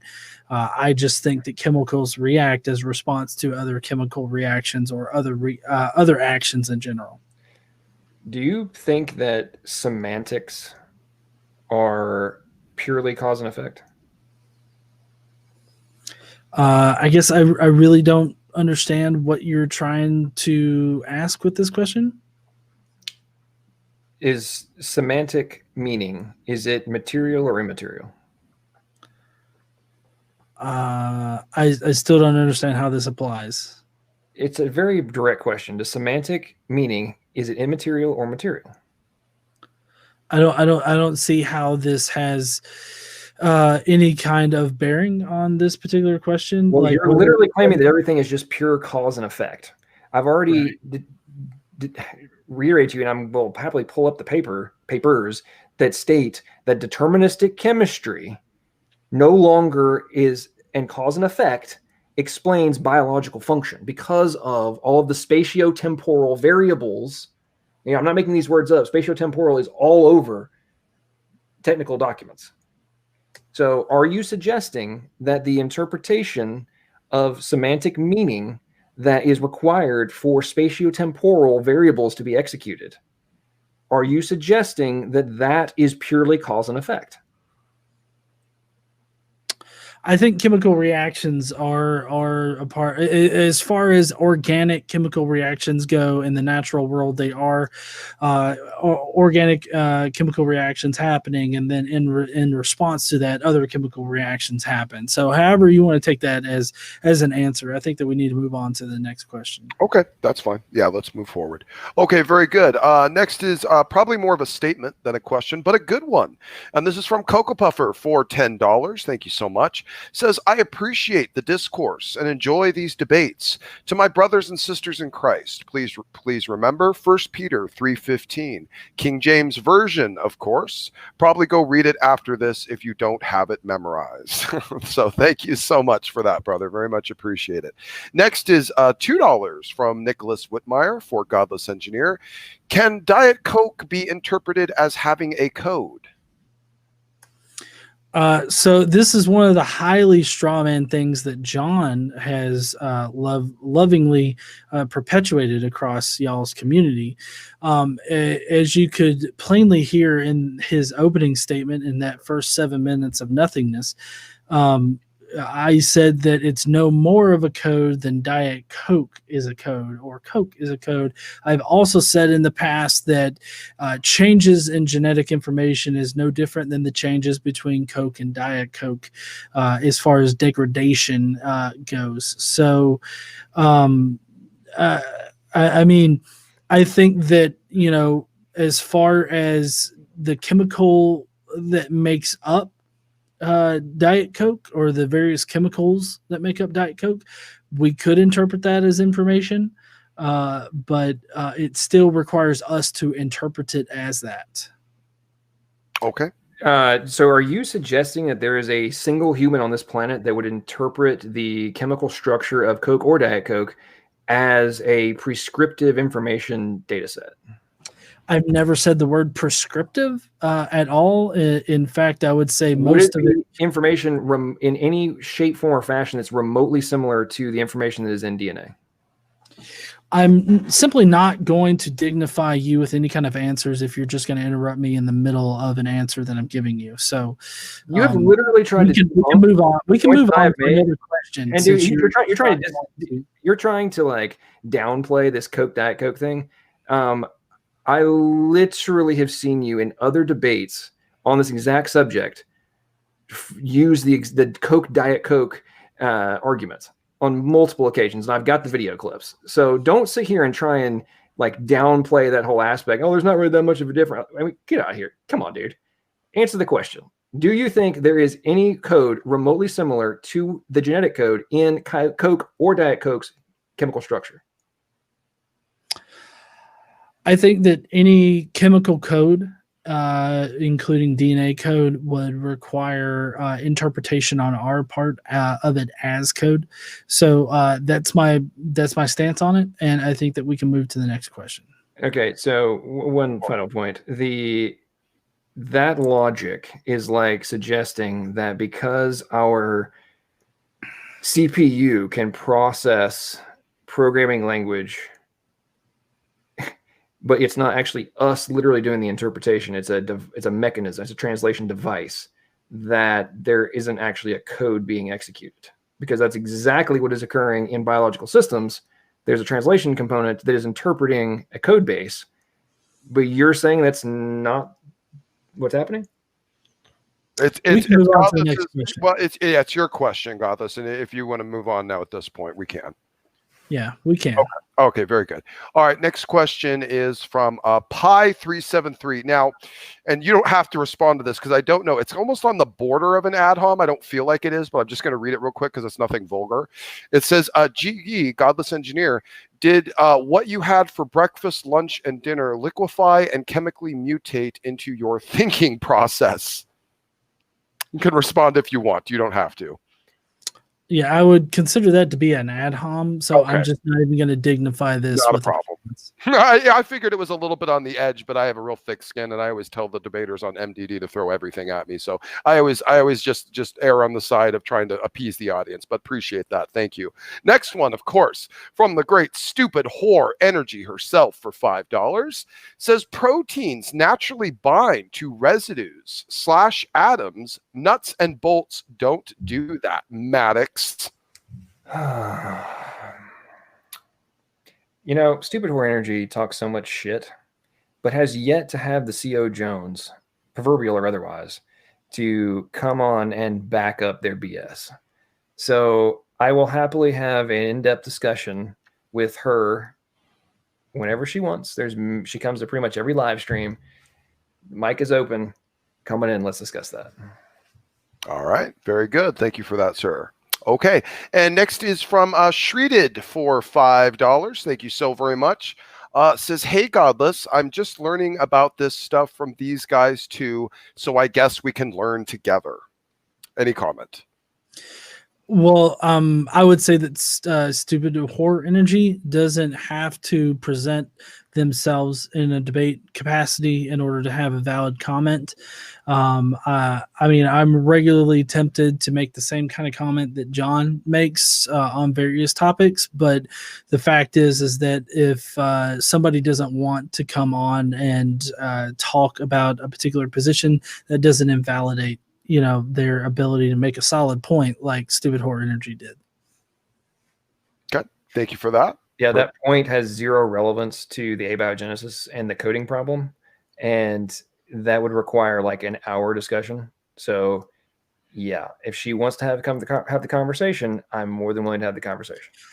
Well, and we can move on after I say this. Sure. What stupid whore Energy was actually pointing out was the fact that we don't have any natural explanations for nuts and bolts attaching themselves to steel beams, whereas we do have natural explanations for proteins adhering in the ways that they do. So yeah, well, it is directly relevant to. You could use magnets to hold two pieces of steel together. That doesn't mean that it is a remotely plausible scenario that the magnets would all be put in the exact correct spots to replace the bolts and cause the structure to be formed. Like, let's we can move on. Yeah, let's let Godless, if you want to move on, we can. That's fine. Okay. Mm-hmm. And then the last super chat from George Bond for $5. Thank you so much, brother. Says, only because I'm enjoying this so much. Well, so glad to hear, and certainly hope the audience has enjoyed it as well. We can now move on to the regular questions that I collected, and these were just regular, normal, non-super chat questions that they put out there that I was able to be tagged in and noticed. So we'll move through here. Gavin Hurlman for Smoky Saints for question for Godless Engineer says, when is your wife going to let you debate me on Jesus mythicism? Never. Okay. Very good. Next, well, and that's not to say that she is the reason why I will never debate you. The fact that you're an asshole is the reason why I'll never debate you. Okay, fair enough. Okay. Next question from Caustic Soda. Question for Godless Engineer. Do we have a non-physical element to our makeup? If no, then why doesn't my head explode when I think of an elephant? If yes, then where are our memories stored? In brain cells? I guess I don't understand why you would think that your head would explode when you think of elephants, other than you think that an elephant actually should manifest if we don't have brain cells. So I guess I just don't understand the reason for the question or why you would even ask it. So there you go. Okay. Appreciate the response. I'm not 100% sure on the meaning of the question. However, in the context of the data storage in the brain, the most recent data estimates is that we can store 2.5 petabytes of data in our brain, and we have the ability to process that information. So the question I would have for Godless would be, if we are storing and processing data in a stored syntax capacity in our brain cells, why would it not be logical to conclude that the ability for that to occur requires an operating system? I guess I don't understand like what you mean by. Do you think that there is a structured method for how data is stored in our brains, or it's just random chemical reactions? Well, no, I mean, there's obviously a structure to our brains. We've been able to actually analyze that and everything, but I don't understand why that necessarily means that we need a God. We've been able to identify structures naturally occurring in nature, so it doesn't seem to be a good piece of evidence for God. So how did we overcome the entropy the entropy demand in order to store the data? I don't understand how your question's relevant to any of this. So if we can move on, that would be great. Basic thermodynamics. Go ahead, Smokey. Okay. All right, moving on. Next question comes from Bill Morgan for Godless Engineer. As a fellow engineer, I ask, tell us what a feedback control system is. Does biochemistry have feedback control systems? Could feedback control systems happen by chance? Well, I guess I don't really know how the feedback control systems really apply in this particular instance. I mean, you can look up what a feedback control system is on the internet. Well, that was the second part of the question. He was asking, does biochemistry have feedback control systems? I'm not an expert in the area, so I wouldn't be able to tell you that specifically. So again, I would probably just point people in the direction of the actual experts. Okay, very good. Okay, so yes, there are feedback control systems in biology, and so the second portion of the question was, do you think those can just pop into existence as an engineer? I mean, I think that there are natural causes for things that happen in the natural world. So you think feedback control logic and systems are just naturally occurring in any other context? I mean, I'm not exactly sure about this particular context, so it would be difficult for As me an to- engineer, let's remove nature from the equation. As an engineer, do you think it is a remotely logical, plausible, or probable conclusion that a feedback control system could come into existence without an intelligent agent designing it?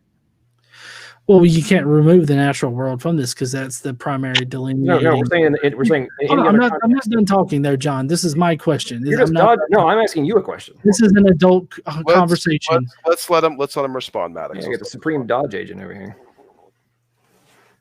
No, I'm primarily saying that you can't just remove the natural element from it, because obviously, if humans have designed a feedback system, then it obviously needs an intelligence behind it. But what we're talking about is the natural world, and the natural world can definitely develop things without the need of an intelligence to intervene. So, if there indeed are feedback systems in nature, then they develop naturally. Okay. All right. Thank you for that answer. All right. Moving on. Let's see. For Maddox, can you ask Maddox to repeat what he said about the longest oligo? I don't know if I'm catching that right. Did he say that the longest non-enzymatic oligopeptide was 20 residues, or did I mishear? No, I was referring to RNA 121. Okay. All right, very good. Thank you for that. Next is from George Bond. A question for Godless Engineer. How did evolution get 4 million on-off switches in the non-coding region, the part Evos claimed was junk DNA? Again, I'm not an expert, so I wouldn't be able to give a super precise, explanation for this. But I think the fact that there are those things in those particular areas would highlight how natural processes can do things that are often counterintuitive to us. Okay. Thank you for that. And I almost feel compelled. I saved this question just out of fun, but I figured since I had kind of almost thrown by accident ad hom at Godless, I should throw one at Maddox too, just to make sure it's fair. So this is from Caitlin Chloe. Says, apparently, can you ask John Maddox if he's considering taking some kind of communication classes, or if he's considering not being a dick might be a more effective in communication?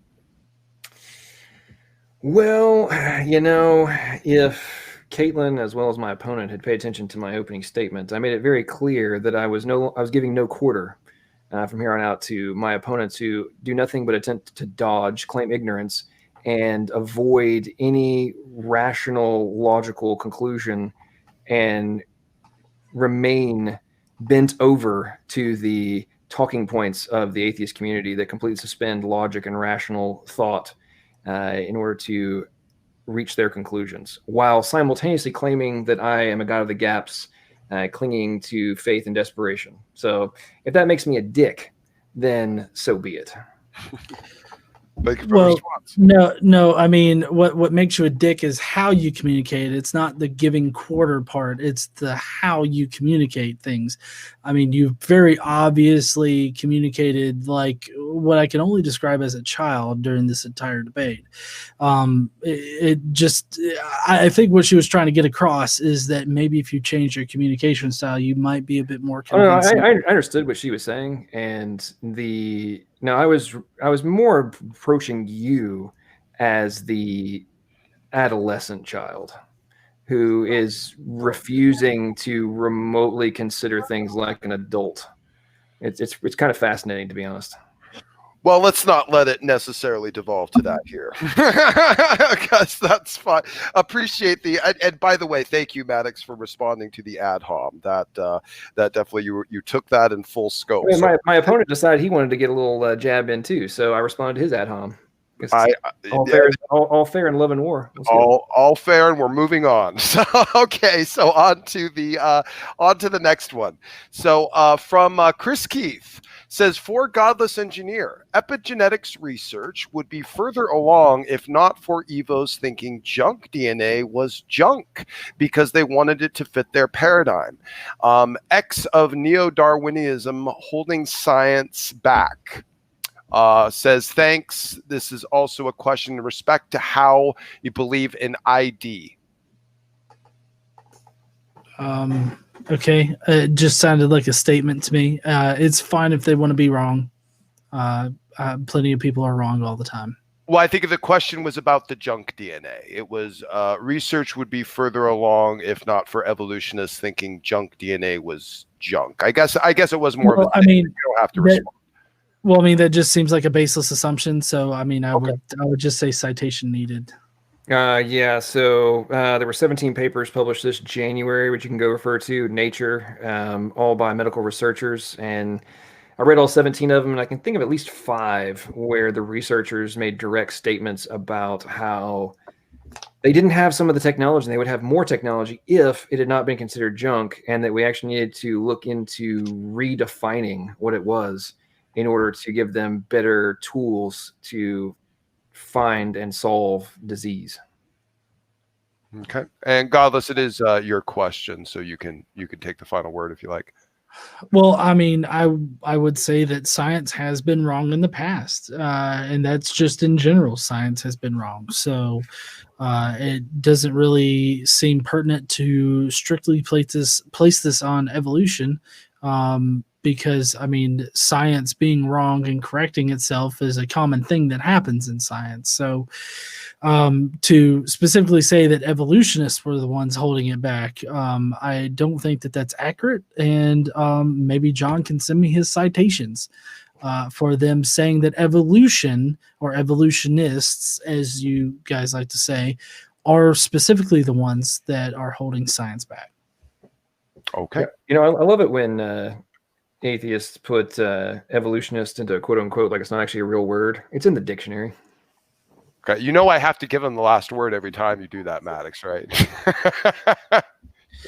I really don't care, you know, whether or not it is a real word now, because dictionaries are descriptive, not prescriptive, and you know, whether you want to call us evolutionists or just normal fucking scientists doesn't really matter. So now you know the difference between prescriptive and descriptive? I've always known the difference between prescriptive. Oh, cool. And you can't determine that in the context of genetics? No, let's go on to the next question. Okay. Wow. So you played dumb earlier. Congratulations, bro. Okay, let's move on. Okay. Question from Ian Spiker says, could Godless Engineer steelman the argument for intelligent design?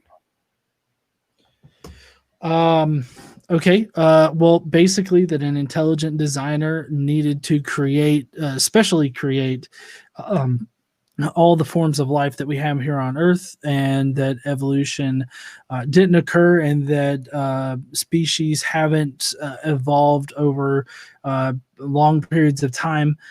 So essentially that an intelligent designer is needed to create all life forms as they exist now. Okay. Thank you for that answer. Appreciate it. Next question from Luca for Maddox. What chemical laws are broken in biology? I didn't say laws were broken. I said that the normal reaction without a specific environment can only be accomplished by enzymes and forcing the outcome. It's not that the outcome can't occur. It's just not that it wouldn't be the natural occurrence in the environment. Okay, thank you for that answer. Godless, did you want to add anything? Okay, no. Very good. Next question, also from Luca. This is to Maddox. Photosynthesis was at least after a while, eukaryotes were a thigh, at least. I'm not sure. That maybe came out wrong. Oh, man.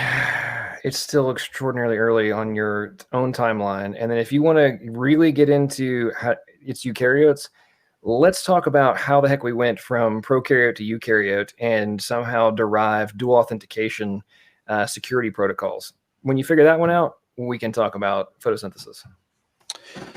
So on the UC Berkeley site for evolution, they've explained how most likely we went from prokaryotic to eukaryotic, and that's other prokaryotic cells invading other prokaryotic cells, and then those cells form a symbiotic relationship with each other in order to survive. And what they found was in the laboratory, this happened with a set of cells, and when they introduced chemicals to kill the invading prokaryotic cell, they found that the cells that had incorporated the prokaryotic cells into their structure also died. And so they speculate that this is how we went from prokaryotic to eukaryotic, by prokaryotic cells invading other prokaryotic cells and developing a symbiotic relationship.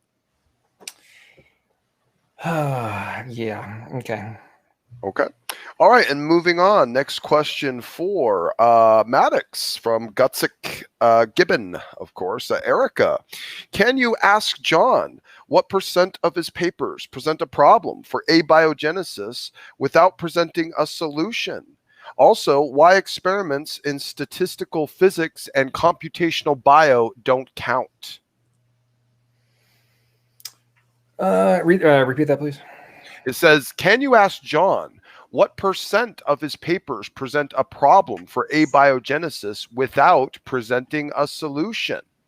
That's the first part. Okay, so the first part of that is, I'd say all of them have pretty much all of them have a problem potential hypothetical solution that they're putting forth, or it's a complete analysis of here's the things that have been presented, here's why they don't work, here's why this one may or may not be more likely.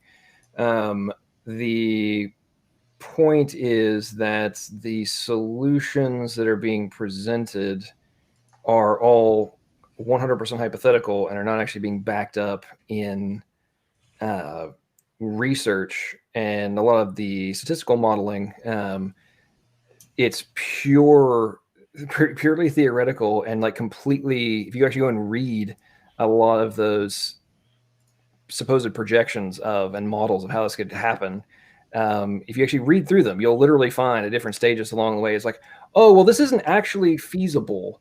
But if all of these things happened perfectly and we didn't actually have to have the entirety of it work, then maybe this could happen.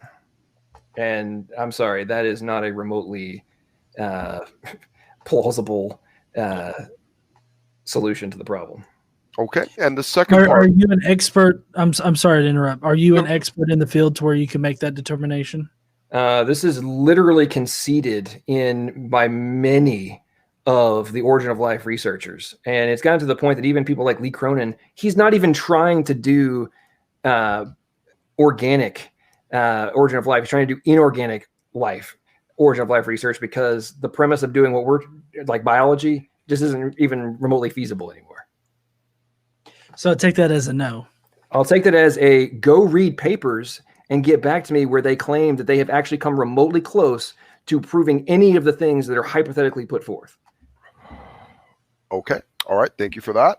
All right. And the last question from Straight Talker TV, the Ocho8. Yes. Good friend of the channel. Good friend of the community. Thank you so much, sir. Says, is a mutation a defection from original perfect code for Godless Engineer?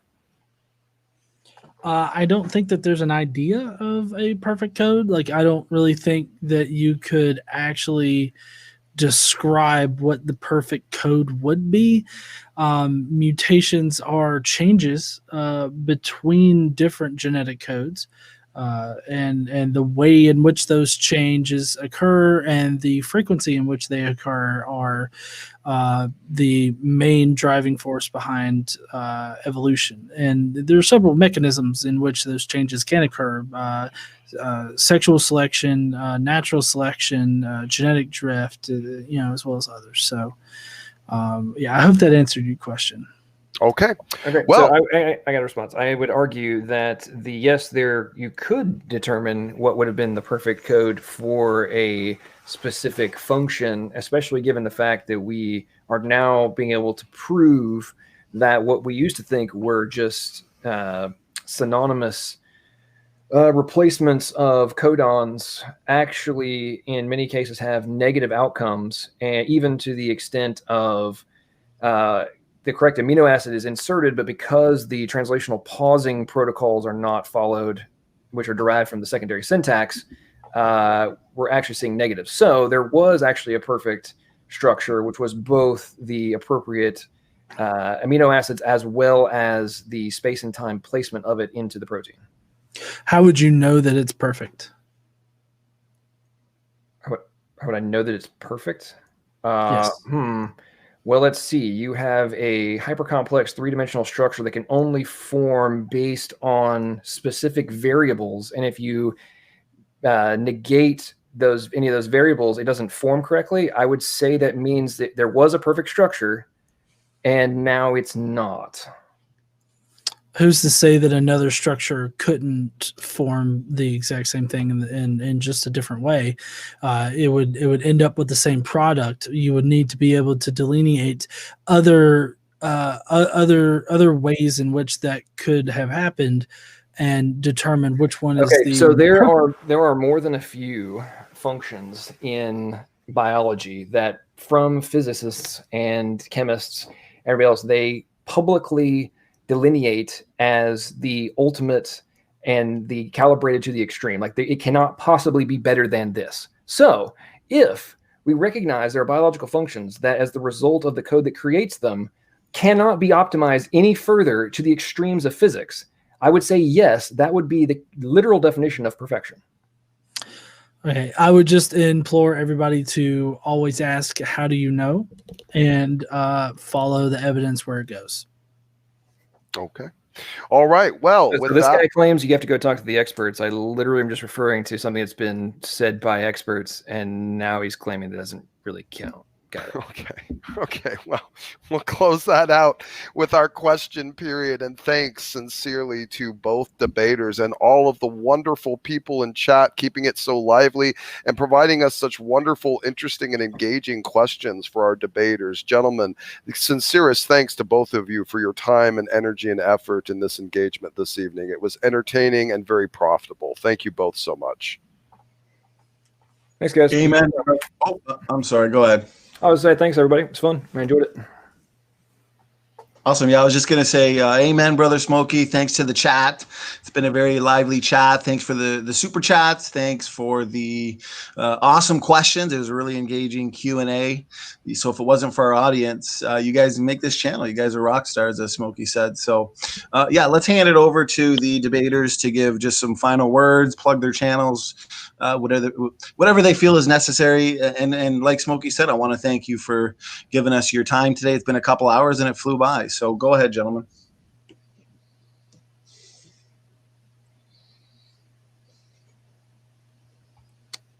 Okay, I guess I'll go first. Thanks, everybody, for joining in on this debate. And I hope that you guys will check out my channel, especially if you want to leave some interesting comments. I always love having plenty of quality things to talk about on my channel. So I'm sure you guys can leave plenty of comments there.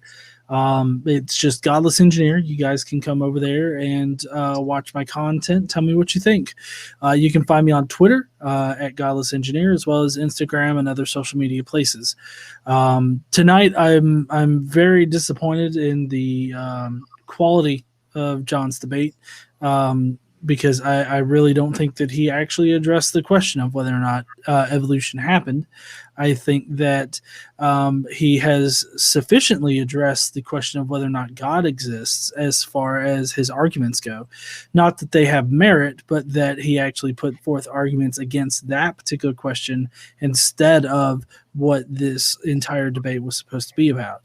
I don't feel compelled by any of his arguments that evolution didn't happen, and I don't think that any of his arguments would support the conclusion that evolution did not happen. So thank you again for having me on, and I appreciate you guys. Awesome. Well, thank you so much for that, Godless Engineer. We appreciate you as well. Check out his channel, like he said, if you enjoyed what he had to say here today. So John Maddox, over to you. Final words?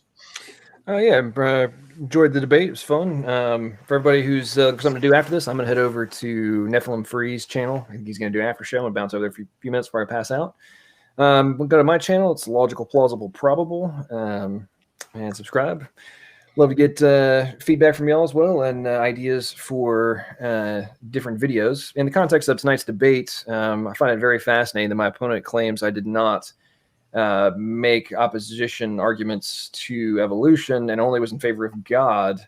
My position was that an intelligent agent is required for life to exist, and that naturalistic evolution is not a valid conclusion. My opponent ducked, dodged, claimed that my arguments were not relevant, and or did not understand the point that I was making. So to claim that I didn't actually make a case against evolution, I don't really know what to say other than perhaps do more research. But that aside, had a great time. Hope the audience enjoyed it, and we'll come back to SFT for more debates in the future. Awesome. Well, thank you for that, John Maddox. Once again, go check out John's channel, like and subscribe. And okay, so it looks like there's an after show on the Nephilim Freeze channel, so go check that out. Looks like there typically is an after show almost after every single debate we have. So regardless of whose channel it is, we will give them a shout out regarding their after show. So yeah, that's all I have to say. Thanks so much to the debaters. Thanks so much, Smokey. You did a great job with the Q&A. Thanks, Praise, for the producing of the debate. And I think we're going to hand it over to you, Praise, to shut it down for us.